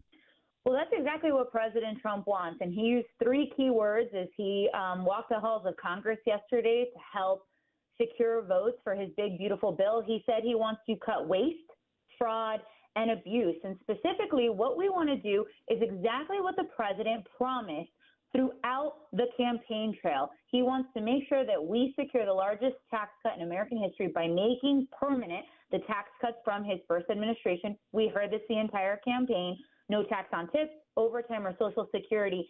But that second big bucket and that huge promise is we have to make President Trump's border security permanent. We need to fund President Trump's border wall, and we need to make sure to fund cutting-edge technology to secure our homeland for all future generations. The reality is President Trump has done everything that he can through executive order. We've seen that number of illegal border crossings drop from hundreds of thousands every single month as reported by the Department of Homeland Security under Joe Biden's failures to, I believe, last month's reports from the Department of Homeland Security under President Trump was 9. We have to make that permanent. It was a promise the president made on the campaign trail. So just to play devil's advocate, because people say we are the most pro-devil show that's on the radio, so why not just say, okay, we're going to have a straight up or down vote on the border. We're going to have a straight up or down vote on the DOJ cuts. We're going to have a straight up and down vote on the tax cuts. Why put them all in one bill together? Because it seems like there's some trouble wrangling certain members of the Republican caucus. The president wants to get it done in one big, beautiful bill. And you know what? I trust our deal maker in chief. I think it's common sense to make sure that we can secure these tax cuts and make it permanent. I think it's common sense to make permanent his border security policies. In addition to that, it protects Medicaid for Americans by removing 1.4 million illegal aliens. It kicks these illegal aliens off taxpayer-funded Medicaid benefits, which again cuts waste, fraud, and abuse. The president wants to get one and done. He is our commander-in-chief. He made sure to deliver the White House, the House, the Senate, every single battleground state, the popular vote. And I think that Republicans will be able to come together and ultimately get this done because good governance is the only way that Republicans will hold and potentially expand majorities this midterm election. We're talking with Danielle Alvarez, who is a senior advisor for the RNC. And something that I find fascinating is that the Republicans are not always on the same page, which means that everybody has a seat at the table. President Trump created this massive tent for the Republican Party, and it seems like some parts of the Republican Party don't agree with each other, but I find that refreshing as opposed to the Democrats that are always in lockstep with each other, and they punish those who step out of line like they're doing to John Fetterman right now. Do you know, I so appreciate you saying that because oftentimes I'll talk to folks that say, I don't know, they're very negative. I'm not sure that it's going to get done. And what I remind folks is that this is the process and this is how it's supposed to be. It's supposed to be transparent. The president is engaging on, his most important priority, this big, beautiful bill. We are seeing Republicans fight every inch to make this bill better. And again, good governance is the way that we are going to win for American families and American workers across the country. And the problem that exists is that we were under 4 years of Biden and Democrat control, where Biden ran from his basement and he hid, 4 years where he did not lead from the front, and 4 years where Democrats played hide the ball. This is how the process is supposed to work. We're supposed to take leaders from every corner of our country, from all who represent Americans from all walks of life, to make sure that they fight for what their constituents think is best. That's how we're going to get to the best bill possible. In the last few minutes we have with Danielle Alvarez, who is a senior advisor for the RNC. Hang on. I want to push back on something you just said. Are you saying there was a massive conspiracy to conceal where Joe Biden was and not to reveal that he was going senile and that he might have had other health problems? Because that's just crazy. How could something like that ever happen? But in reality, even though I joke about this, is that Barack Obama was the one who said, I have a pen and a phone, and basically changed the whole system we have, where Congress just seems like a rubber stamp. It seems like we're now going back to the way it should be, where Congress are the ones fighting it out, and then the president signs off on it. Would you agree with something like that? Well, first of all, I want to address the first thing you said, because as you were saying it, I just kind of hung my head in my hands. My husband and I were having coffee. I can't express how much it enrages me that the media was either complicit or not doing their jobs as journalists when they didn't report on what the Biden administration and the Biden family was hiding from the American people. Over the last year where I served helping lead President Trump's communications efforts on his campaign, how enraging that is. And to pivot to the second point that you made, I think it's really important that we all work together as Republicans. I think that that's something that President Trump has shown. He's going to set the pace. He's going to set the cadence and the direction, because he is, again, the leader of the Republican Party, the leader of the GOP. And then everyone else, all of our members of the House and the Senate are come together to fight along those margins to make sure that we get the best bill possible that works for the most people. But what I can be sure is going to be in this big, beautiful bill are the president's priorities. And that's, again, the largest tax cut in American history. That's going to be making President Trump's border security permanent. It has to happen, because if not, we will be raising taxes on American families. And I'd like to read an interesting headline that I saw this morning. It popped in the New York Post. Angel families, who the president campaigned with across the country, are urging Republicans to pass this big, beautiful bill exactly because of we need to secure the border. We need to prevent tragedies like their families have experienced. So they are now standing alongside the president to make sure that Republicans in Congress pass this big, beautiful bill. Senior advisor for the RNC, Danielle Alvarez, thank you so much for joining us today. Thank you so much for the hard work on behalf of the American people and for keeping us informed. Really do appreciate you joining us today. Thank you for having me. Always a pleasure. We got a whole lot more to discuss as the show continues. You're listening to the Ari Hoffman Show on Talk Radio 570 KVI.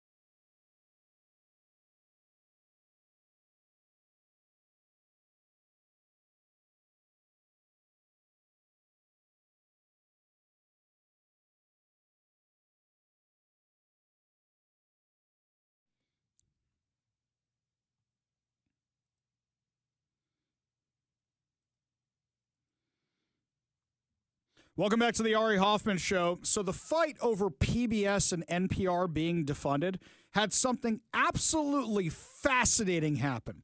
They kept saying, oh, you're going to lose Sesame Street. You're going to lose all this wonderful programming. Well, turns out Sesame Street actually got saved by capitalism. Sesame Street hasn't been on NPR or PBS for a while now. They've been on HBO with Warner Brothers. Now, The Hollywood Reporter had this headline: Sesame Street saved. Inc.'s new streaming deal with Netflix. Now, you would think from that headline, they're about to blame Donald Trump. All right, let's go to the excerpt. You know, that one line under the headline? Episodes will also continue to air on PBS, debuting the same day as they launch on Netflix. Ah, we've saved them from the evil Donald Trump. One fascinating thing, though, it wasn't Donald Trump, and he's not mentioned in the article. The streaming giant has inked a deal with Sesame Workshop for new episodes of the long-running children's show just months after Warner Brothers Discovery opted not to renew its output deal for the program in a strategic shift at its streaming service, Max, which will soon return to being HBO Max. In a notable change from the HBO deal, new episodes of Sesame Street will also run day and date on PBS and keep the PBS Kids app, ensuring that they are easily accessible. Sesame Street has been available on PBS for more than 50 years. Though during the HBO deal, the episodes debuted on PBS months after their HBO premieres. So while they got you with the clickbaity headline, making you think this had something to do with Donald Trump, it was Warner Brothers that goes, we don't want to deal with this anymore. Whether that's because HBO Max wants to be more adult-oriented, I don't mean that kind of adult, I mean, action movies and rated R movies and things like that, or whether it's just they go, hey, we're not seeing as much money, we're not seeing as much return, the parents aren't subscribing as much, whatever the case may be. This wasn't because PBS is losing its money. In fact, now this thing is being paid for by Netflix. So capitalism took care of the problem. You don't need to keep using our taxpayer money to fund Sesame Street. If a show is good, people will watch it. If it is marketed well, people will watch it. If people want it, they will watch it. You don't need taxpayer money to fund Sesame Street, especially since we calculated the billions, the hundreds of billions of dollars they get from just Elmo. Never mind the rest of these characters. So, the quote here from the Sesame Workshop CEO Sherry Weston is the unique public-private partnership will enable Sesame Workshop to bring our research-based curriculum to young children around the world with Netflix's global reach while ensuring children and communities across the U.S. continue to have free access on public television to the Sesame Street they love. Not a single mention in here of anything involving Donald Trump. They did mention this. The deal with Netflix and PBS not only provides much-needed financial stability for the non-profit, but also provides expanded access to the program for free, an extremely unusual arrangement for Netflix. So what you're saying is that the free market and capitalism took care of this, and we don't need to be paying for it? Let that be a lesson to everybody in the local and federal government. When we come back, my friends, I caved. I ordered Jake Tapper's book. And I'm going to tell you why when we come back. You're listening to The Ari Hoffman Show on Talk Radio 570 KVI.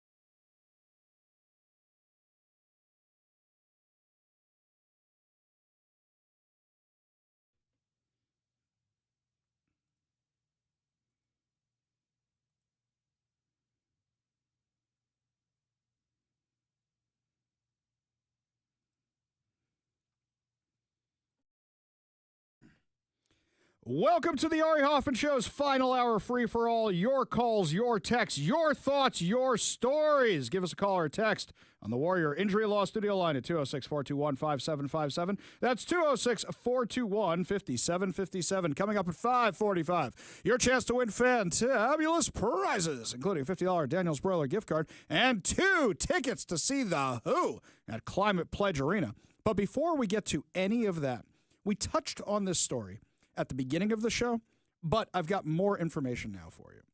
I caved and I ordered Jake Tapper's book about Joe Biden and the media covering up his cognitive decline. Why'd I do that? It's killing my soul to admit that I even did that. I felt a little bit better because I used a little bit of my Amazon discounts that I got from the card, and that way I wasn't paying full price, but still, it kills me. Absolutely kills me that I spent some money on that. But there was a story that was mentioned in the book, and this came up in one of his interviews that involved our very own Pramila Jayapal. Do you remember when the New York Post reported following Biden's disastrous debate performance against President Trump that there was a panic in the party and he had to have an emergency meeting with the Congressional Progressive Caucus that went even worse than the debate? Do you remember those reports? Squad member Pramila Jayapal reportedly set up the Zoom with Team Biden on July 13, 2024, during which Biden was defensive and angry and insisted he was the real progressive in the room. One of the squad members said, quote, "It was insane." According to Tapper's book, Jayapal was texting Biden's team during the meeting to let them know it wasn't going well. Biden's staff slipped him a note, which he read out loud on the Zoom, which said, quote, "Stay positive. You are sounding defensive." This tracks with Joe Biden reading stage directions on the teleprompter out loud, such as pause, repeat the line, and wait for applause. Jayapal claimed in a statement after the meeting that the Congressional Progressive Caucus had a productive and engaging conversation with President Biden. The president has been a champion for working people and families across the country and throughout his time in office, and we have been proud to partner with him in passing major legislation to cut costs and raise wages. We spoke frankly to the president about our concerns and asked tough questions about the path forward. We appreciate his willingness to thoughtfully answer and address our members. As a caucus, we will continue working to do everything in our power to defeat Donald Trump and promote our proposition agenda, a slate of day one popular and populist policies to deliver for the people. Pramila Jayapal was part of the cover-up. She released that statement knowing it was false. She was part of the cover-up. Who else was part of the cover-up? Now, I'm not taking Jake Tapper's word for this. Absolutely not. Because we know that Jake Tapper is one of the people who is covering for Joe Biden. How do I know this? Because literally we've played montage after montage after montage of him shutting down people like Lara Trump who dared to bring it up.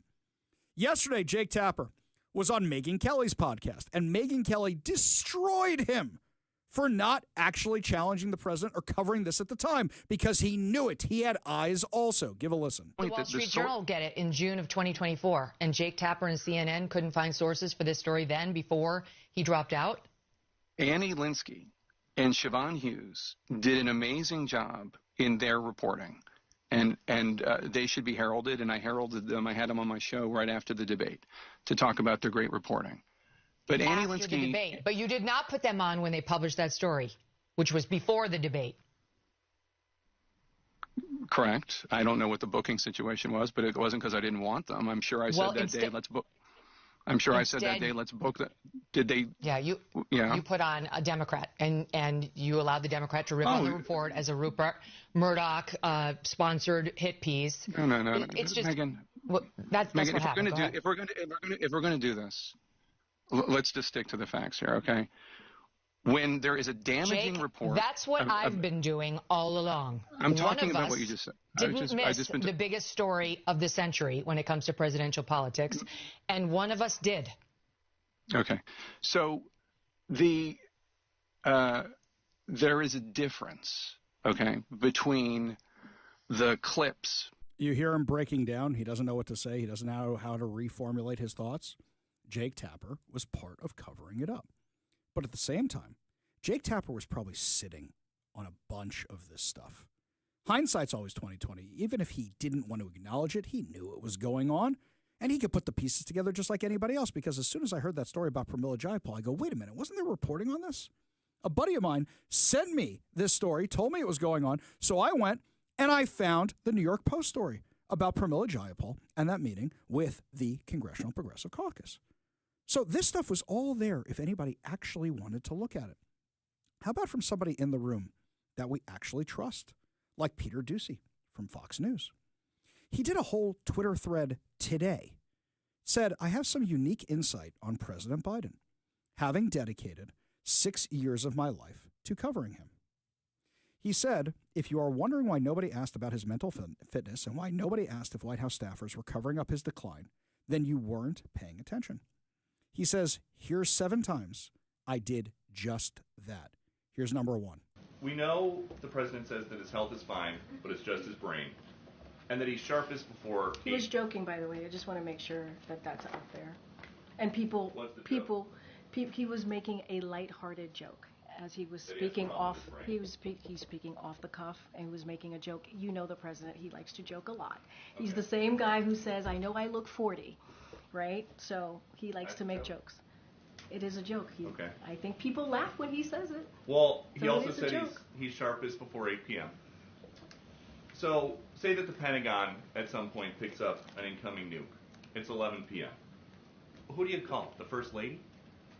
He has a team that lets him know of any news that is pertinent and important to the American people. He has someone that is decided, obviously, with his National Security Council on who gets to tell him that news. You know the crazy thing to me? Peter Doocy was the only one in the room asking these questions. And the rest of the media goes, oh, Fox News, Rupert Murdoch, blah, blah, blah, blah, blah. Here's a second incident. Last one. At a fundraiser this week, President Biden told donors about how Charlottesville inspired his campaign. And then according to the pool, a few minutes later, he told the story again nearly word for word.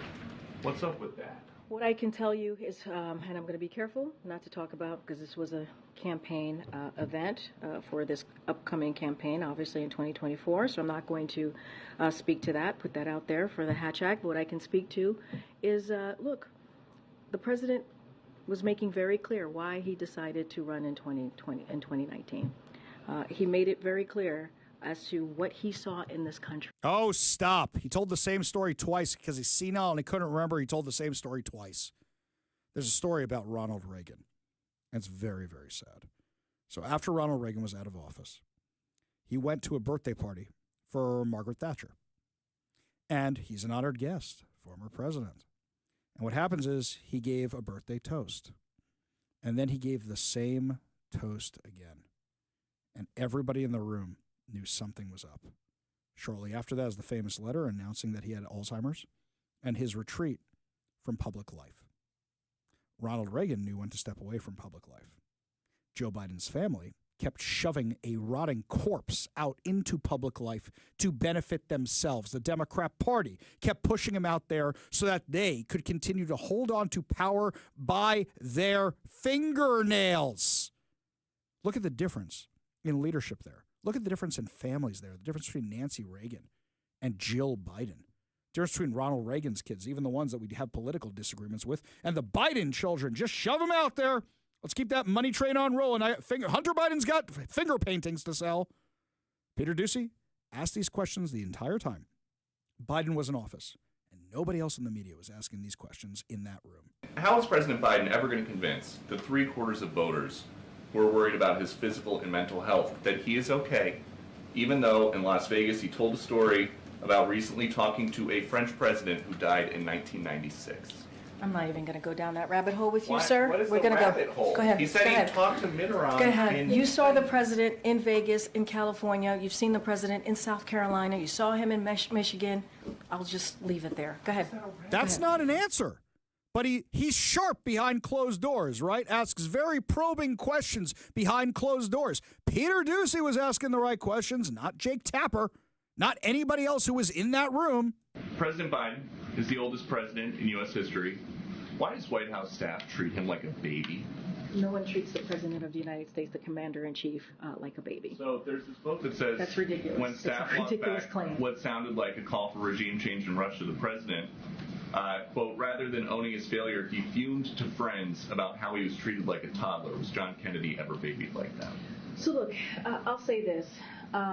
There's going to be always a range of books that are about every administration, as you know, that's going to have a variety of claims. That is not unusual. That happens all the time, and we're not going to litigate those here. That's something that we're not going to speak to. Yep, just not going to talk about it. By the way, where's Joe Biden's doctor right now?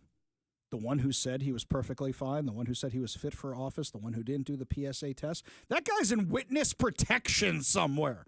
Democrats got him stashed away, like in the basement where they kept Joe Biden during the first campaign. Something the special counsel said in his report is that one of the reasons you were not charged is because, in his description, you are a well-meaning elderly man with a poor memory. I'm well-meaning, and I'm an elderly man, and I know what the hell I'm doing. I've been president. I put this country back on its feet. I don't need his recommendation. It's totally How bad is your memory, and can you continue as president? My memory is so bad, I let you speak. That's Joe Biden. That's what it was.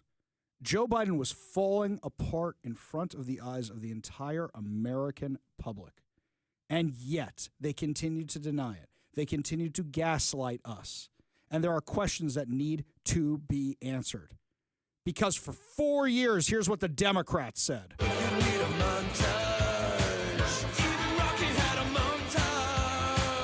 He's sharp, intensely probing, and detail-oriented and focused. This is a man who is sharp, who is on top of his game, who knows what's going on. This guy's tough.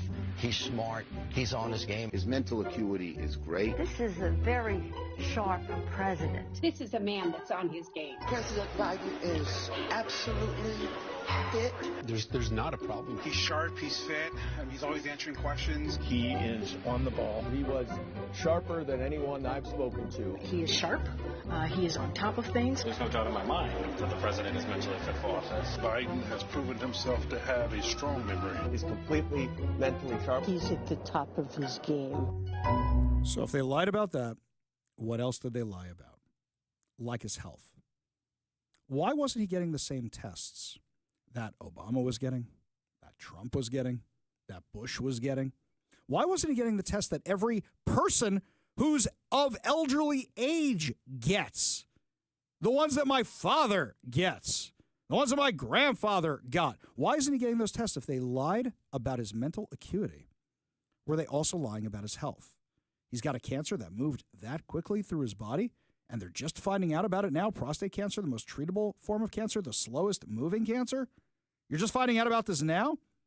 Here's what MSNBC's doctor said. Obviously, the PSA exam is not 100% accurate, and I've never met a doctor that doesn't say you needed to do the PSA exam and also have the physical exam as well. I just find it hard to believe that any White House physician wouldn't say, okay, well, what my doctor and what every other doctor says, which is, okay, we've done the PSA test and that's fine, but at least once a year, we need to do a physical exam. Again, if you're just talking about a 78-year-old guy that is not running the free world, that's one thing. But if you're a White House physician and you have any man over 40 years old, are you not going to at least say, hey, once a year, like every other physician says, once a year, we need to do a physical exam and check? Because this is like one of the leading causes, one of the leading sicknesses for men over 40. Yeah, I mean, Joe, I think 100%. And, did they do a digital rectal exam to assess his prostate? Again, typically that's done in the presence of symptoms. To your point, he's the leader of the free world. Did they do it and not characterize it? It's hard to know. We're speculating here. I would say in an abundance of caution, probably be holistic and comprehensive. That would make sense. It is interesting to note that President Trump's, President Obama's, and President Bush II, in their most recent physicals, in their terms of office, obviously 2025 for President Trump, did comment on their PSA levels. And so they got screened while in office, and they commented on it. It's not easy to access the most recent ones from President Biden. You can read the summary articles. I couldn't access it on the archive site on the White House just before I came on. But according to those that were able to, there is not a report of a PSA test on the most recent physical that was read out for President Biden's last year in office. And so it's to say what was done, what was not done. You and I would be speculating, but the other three most recent occupants of the White House had it drawn, and it was reported out. Do you want to know why it's not on the archives? Because it wasn't done. Joe Biden hasn't had that test since 2014. 2014. Was that because he wanted to run for president? Was that because he wanted to keep being vice president? Was that because his family didn't want to talk about it? Was that because he just said, hey, I'm old, and you know what? I'm going to outlive the cancer. Why is that? Why were they covering it up? And by the way, they're still continuing to cover it up. CBS's medical contributor was making excuses why he stopped getting the test when it was revealed that he stopped getting the test. By the way, keep this in mind as you listen to this BS statement that this test is covered by Medicare. Thought it took a while to do that. Wouldn't he be getting regular checkups? Yeah, so it depends on the kind of cancer you're talking about here. We do know it's quite aggressive again. So the time in which it would take to spread to the bones is going to be shorter than with a less aggressive cancer. And he's 82. Normally, doctors will stop screening for prostate cancer at 75 or so because after that, the prostate cancers you typically pick up are very slow growing. And so the harms of all of the testing and treatment for something that may not kill you, you're talking about risk versus benefit. It may not be worth the risk. Isn't there a blood test that men can take to know if they have an issue that might warrant further examination? So there's something that we call a PSA test, but that can also be indicative of many different things. It could just be you have an enlarged prostate. Maybe you have a low-grade infection in the prostate. There are many things that can cause that, and so this is, again, why after a certain age, doctors will typically stop screening for prostate cancer. Wow. But in his case, it's not screening. It's important to emphasize this was diagnostic because he had urinary symptoms, and so there was a reason to do more testing. Quickly, what is your final message to men of a certain age? Well, men of a certain age, you need to be seeing your primary care doctor for regular exams, and it's not just for prostate cancer. You know, I wonder if, by the way, this triggers a whole bunch of guys to start going to the doctor going, I don't want to end up like Joe Biden. That could actually be really, really entertaining if that happened. Actually, probably a good thing. But they're still making excuses for him. CBS's medical contributor is still making excuses for Joe Biden. Still making excuses for the media, still covering it up. If it's just to say, hey, this might be indicative of 5 or 6 other problems, why wouldn't you give him the test unless you assumed he had it or didn't want to know he had it? Or you knew he had it and you didn't want to treat him. The cover-up is still going on. Where's Karine Jean-Pierre? Where's she at? White House press secretary for years. Lied about his health. Anybody asking Jen Psaki these questions? She lied about his health for years. How about we ask them these questions? Where's members of the Biden family? Probably the worst family in the world that had no problem whatsoever doing this to a guy who had no idea what was even going on. Thank God I don't have a family like the Biden family. When we come back, my friends, lots more to discuss as the show continues. Some justice is still not coming for a family whose mother, grandmother, dog walker was killed by a prolific offender. We'll have one of the family members on the show to talk about it. But first, Todd Herman's Daily Thoughtcast, right now on The Ari Hoffman Show.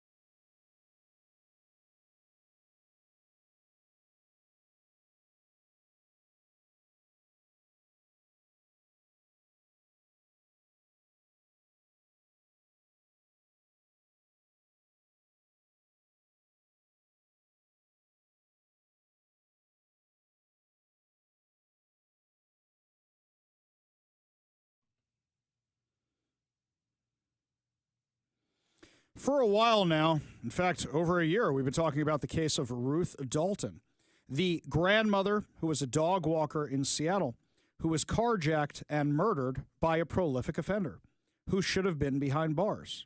And to this day, the family hasn't really seen justice because this guy keeps escaping justice, not by escaping jail, but by the justice system protecting him.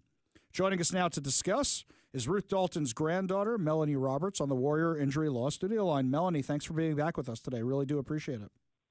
Thank you, Ari. I'm really sorry that we have to keep talking under these conditions.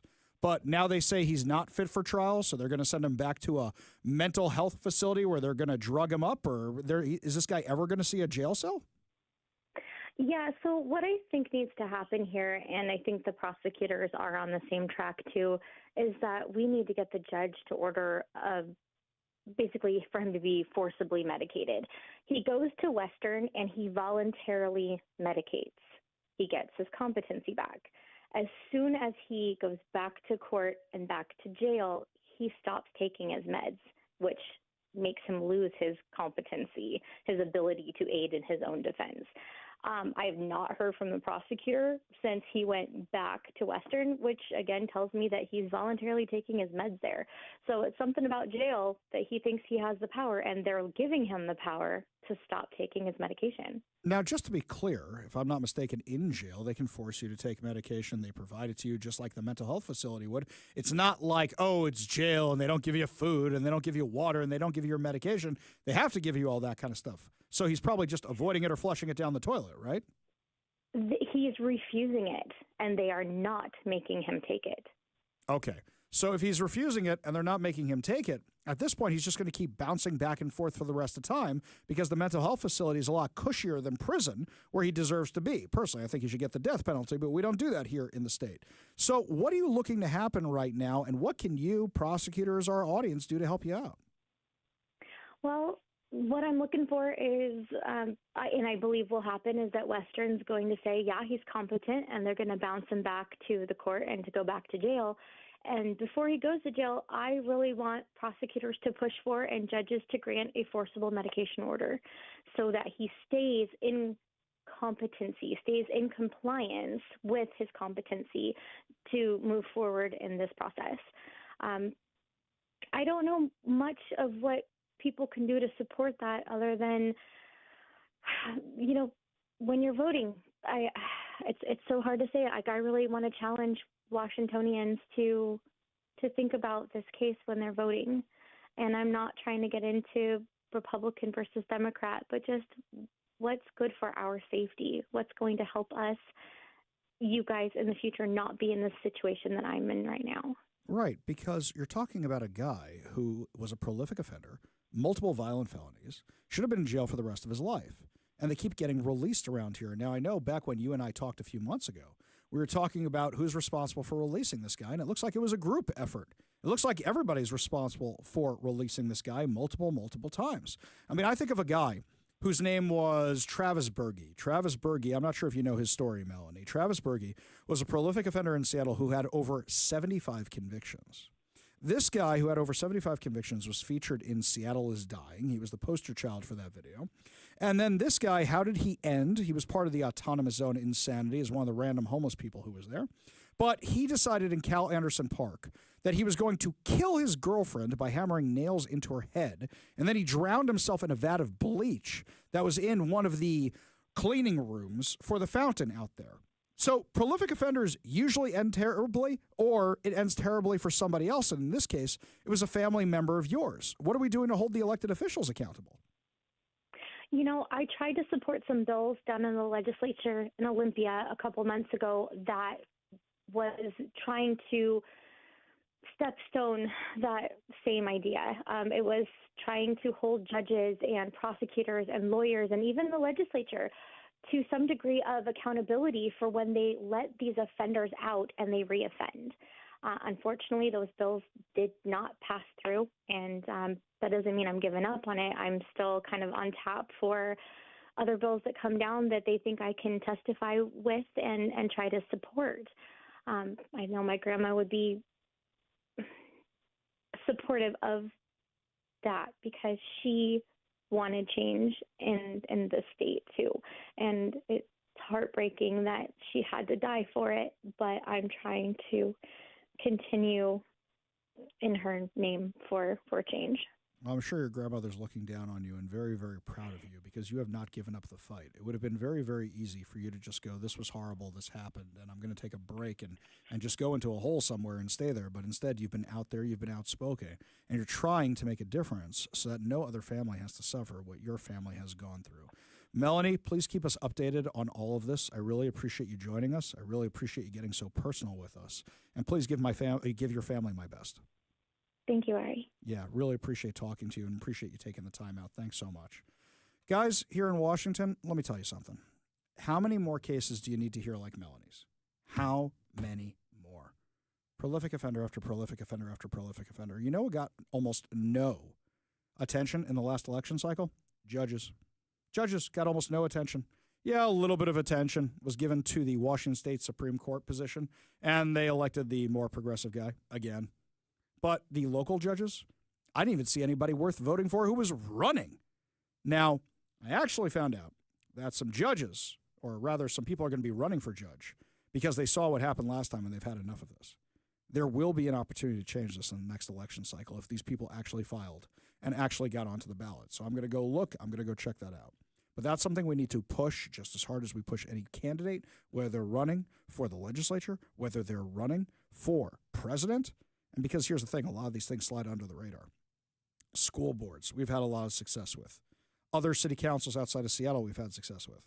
Other things we can have success with, judges, nonpartisan positions. These are things we need to look into in the next election cycle.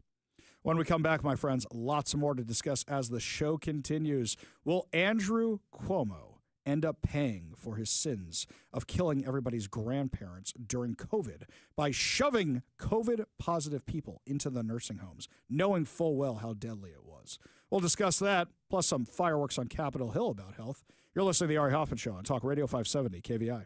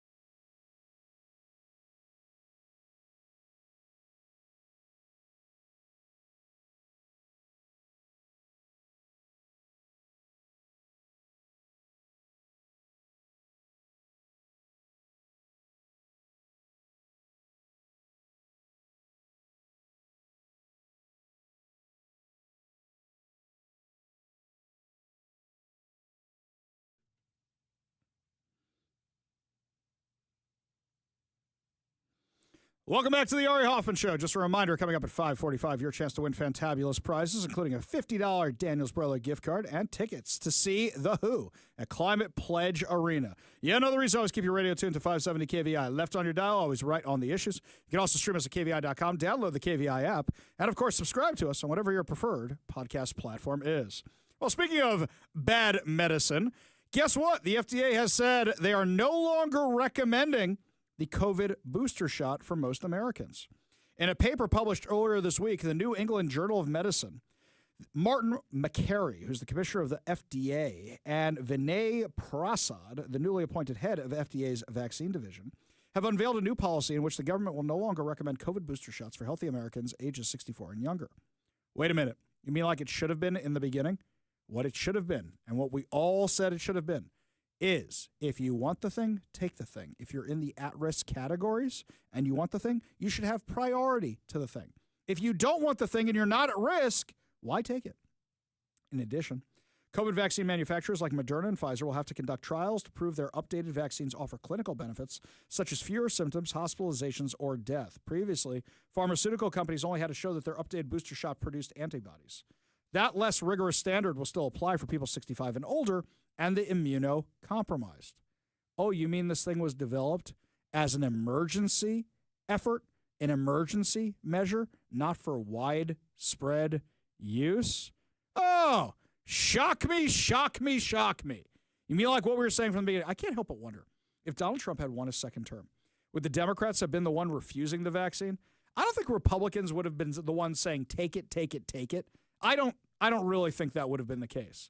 But I think Democrats would have been the ones saying, I'm not taking that clot shot. Just think of that alternate timeline for a second.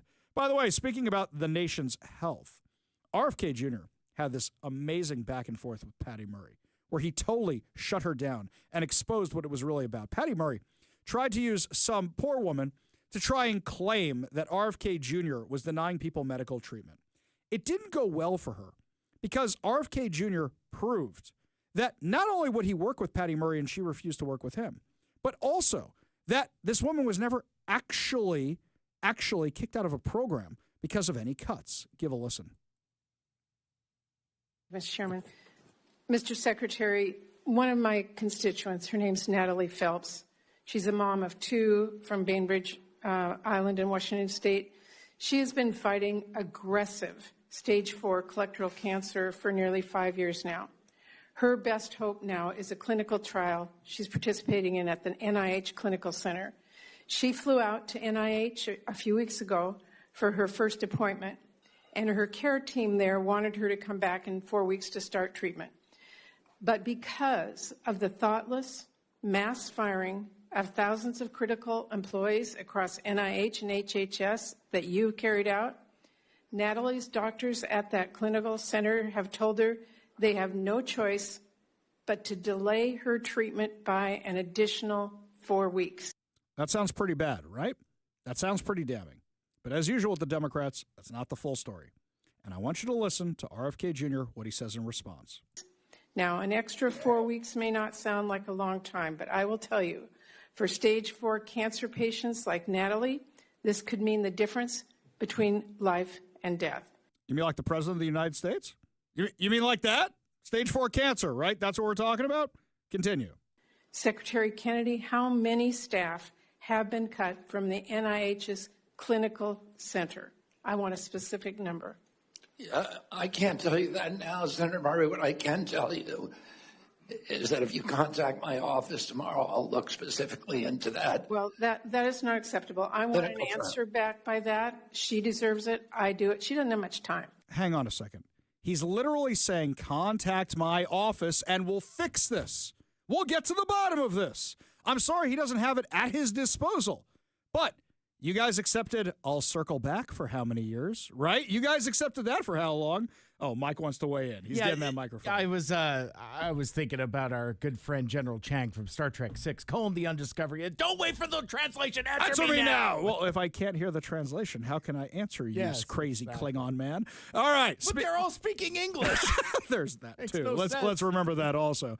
But even so, it's like she's just like dogging him for like no reason. Yeah, but it gets so much Why better. would he have that information? Right. Why would he? He doesn't know the specific person you're going to bring up. Sorry, he doesn't have binders full of women. Anyway, let's hear what he has to say here. She deserves an answer back. And wouldn't you rather get her into that clinical trial as fast as you can? Absolutely. All right, so if you contact my office tomorrow, this is if that happened. You are here to defend your budget. I'm here to ask you questions about the impact of that. Well, you asked me about a specific case that I want to help with. I don't think anybody. But there are. I don't think that should happen to anybody. Okay. Well, what have you, and I mean you personally, done to assess how those staff cuts are impacting patient care? She is one of many. What have you done to assess that? I provided the guidelines that said that no clinical trials should be affected by the cuts. I have, Matt Mamoli. Mr. Secretary, I just have a short amount of time. They are impacting clinical trials. Turns out, actually, they're not. Because there was a recess after this. There's only so much of RFK I can listen to, okay? But there was a recess after this, and RFK Jr. came back and had actually had his staff look up the case. And they pulled the case during the break, and they came back and they found out it wasn't that the cuts affected this in any way, shape, or form, just like he just said. You know what it was? She wasn't eligible for the trial. These trials have very specific conditions, especially on these experimental treatments, and not everybody is eligible for them. Is that terrible? Yes. But it had nothing to do with the cuts. But that didn't stop Patty Murray from making an example out of this poor girl and using her as a prop. A prop. That's what it was. Because if Patty Murray had just read the rest of the study or the situation, what was going on, she would have known that. In fact, she probably did know that. She probably didn't expect to actually get called out on it just a few minutes later. When they came back from the recess, the first thing RFK Jr. did was correct the record. And by the way, he also dropped the hammer on on all these senators, by the way, saying, you guys have presided over the destruction of the health of the American people. And you're calling me out? Senator, I want to point out that in 2021, at the beginning of his administration, President Biden submitted his budget on May. You know what? You made an accusation of me, and I'm going to answer it. Okay, I appreciate On May that. 28th, he submitted his budget. So our budget. We're a new administration. Okay, you can. Go And I down also that want to road. point I out. have just 2 minutes left. I asked you a specific. I want to point out something, Senator. You presided here, I think, for 32 years. You presided over the destruction of the health of the American people. Well, Our people are now the Mr. sickest people in the Secretary, world. Seriously, because you have Mr. not done your Secretary, job. Seriously. That is an What have amazing you done about it? What have you Mr. done about the Secretary, epidemic I am here of chronic to ask- disease? Mr. Secretary, What have are you done here in about the epidemic Mr. of chronic Secretary, disease? Seriously, Madam Mr. Secretary, Chairman. I would ask it to hold back and let the senator ask the questions. Because she's getting destroyed? You mean the grandma in the tennis shoes? Those tennis shoes are smelling pretty moldy and pretty nasty. Can anybody name anything Patty Murray has accomplished that has helped any Washingtonian in the 32 years she's been in office? Just give me one thing. Just one. You can't. Anybody? Can you name a single thing? Anything at all? No, I didn't think you actually could. Only good news to wrap up the show. Your good news giveaway, your good news headlines, your chance to win a $50 gift card, and tickets to see The Who at Climate Pledge Arena. You're listening to The Ari Hoffman Show on Talk Radio 570 KVI.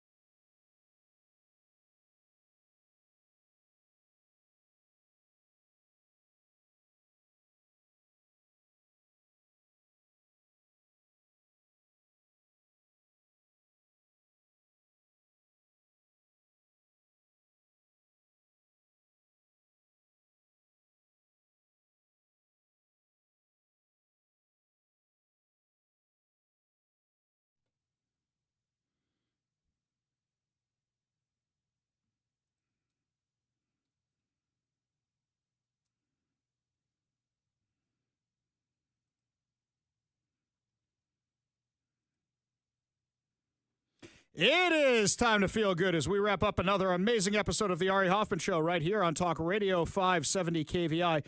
And whether you like Donald Trump, whether you hate Donald Trump, wholesome content is wholesome, as Mike likes to say all the time.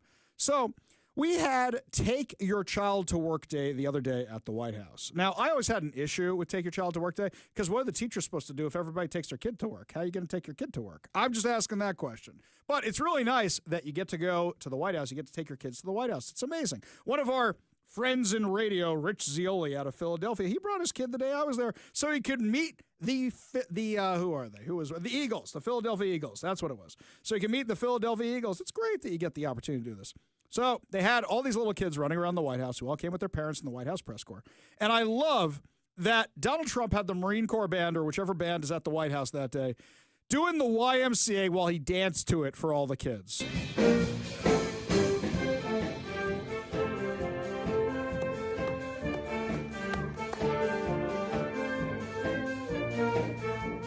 Adorable. Love that. Now, they had these little kids who are clearly the children of reporters asking Caroline Levitt questions during a White House press briefing, and it was adorable. In the back. Go ahead, bud. Your least favorite news outlet. My least favorite what? News outlet. I could tell you're a staff kid, not a journalist. Did someone say ABC? Honestly, it depends on the day. Sweet. By the way, I do love the kid who asked, how many people has Donald Trump fired? I do like that was pretty funny. Here's another one for you. Nora, go ahead. Which is Donald Trump's favorite president besides himself? It's a good question because it would be probably himself. No, I think that perhaps he would say George Washington. I know he speaks very highly of George Washington, who was, of course, the first president of our great country, and he has his big, beautiful portrait hanging in the Oval Office above the fireplace. Good question. I could just imagine him going, yeah, he was a great president, the best. Not as good as me. I'm the best. But he was the best till Donald Trump was elected. Donald J. Trump. Yeah, these questions are actually adorable. Yes, little man. Is that your mommy? Your mommy is a great journalist. What's your question?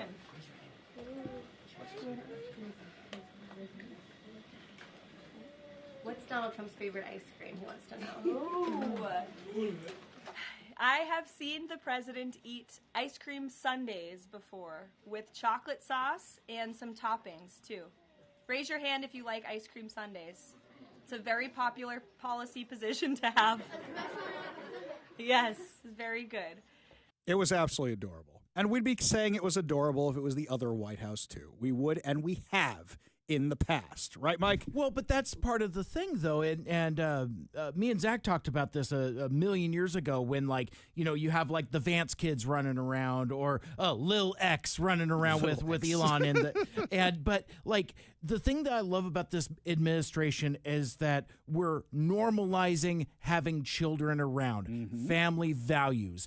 Whereas I feel like our friends on the other side of the aisle, like, sure, there are kids there, but, like, let's hide them. You know, let's hide that we have kids. You know, we're not proud of having kids around, whereas I love seeing stuff like this. Well, also think about this for a second. Who are the other kids who are going to show off on the other side? The wayward child, Hunter Biden, who's in his 50s. Oh, wait, let's bring around Navy Biden. Oh, no, wait, can't do that. Oh, no, can't do that. All right. That's rough. Before I forget, your chance to win fantabulous prizes. Exactly right. We are giving away. Those kids don't have normal names. It's not their fault. No, exactly. They were doomed from the beginning. Today, we are giving away a $50 Daniel's Broiler gift card. Check out danielsbroiler.com to reserve a table, place your takeout, delivery order, and more. We're also giving away 7 steps to a successful retirement, a bonus of the Little Red Book of Retirement by Brian Evans of Madrona Financial and CPAs. Visit madronafinancial.com for more information and discover how you can create a rooted wealth plan today. Last but certainly not least, we're giving away 2 tickets to The Who at Climb Pledge Arena on September 25th. Get your tickets now at Ticketmaster.com. All you have to do in order to win these fantabulous prizes is be caller number 10 at 206-421-5757. That's 206-421-5757. Caller number 10 will win a $50 Daniel's Broiler gift card, a copy of 7 Steps to a Successful Retirement, a bonus of the Little Red Book of Retirement by Brian Evans of Madrona Financial and CPAs, and 2 tickets to The Who at Climate Pledge Arena. Phone lines are open now. Give Mike a call for your chance to win at 206-421-5757. That's 206-421-5757. Well, that's going to do it for us today, my friends. But if you're not, we'll be back tomorrow with more insane stories, more exciting guests, and, of course, more giveaways. You've been listening to The Ari Hoffman Show on Talk Radio 570 KVI.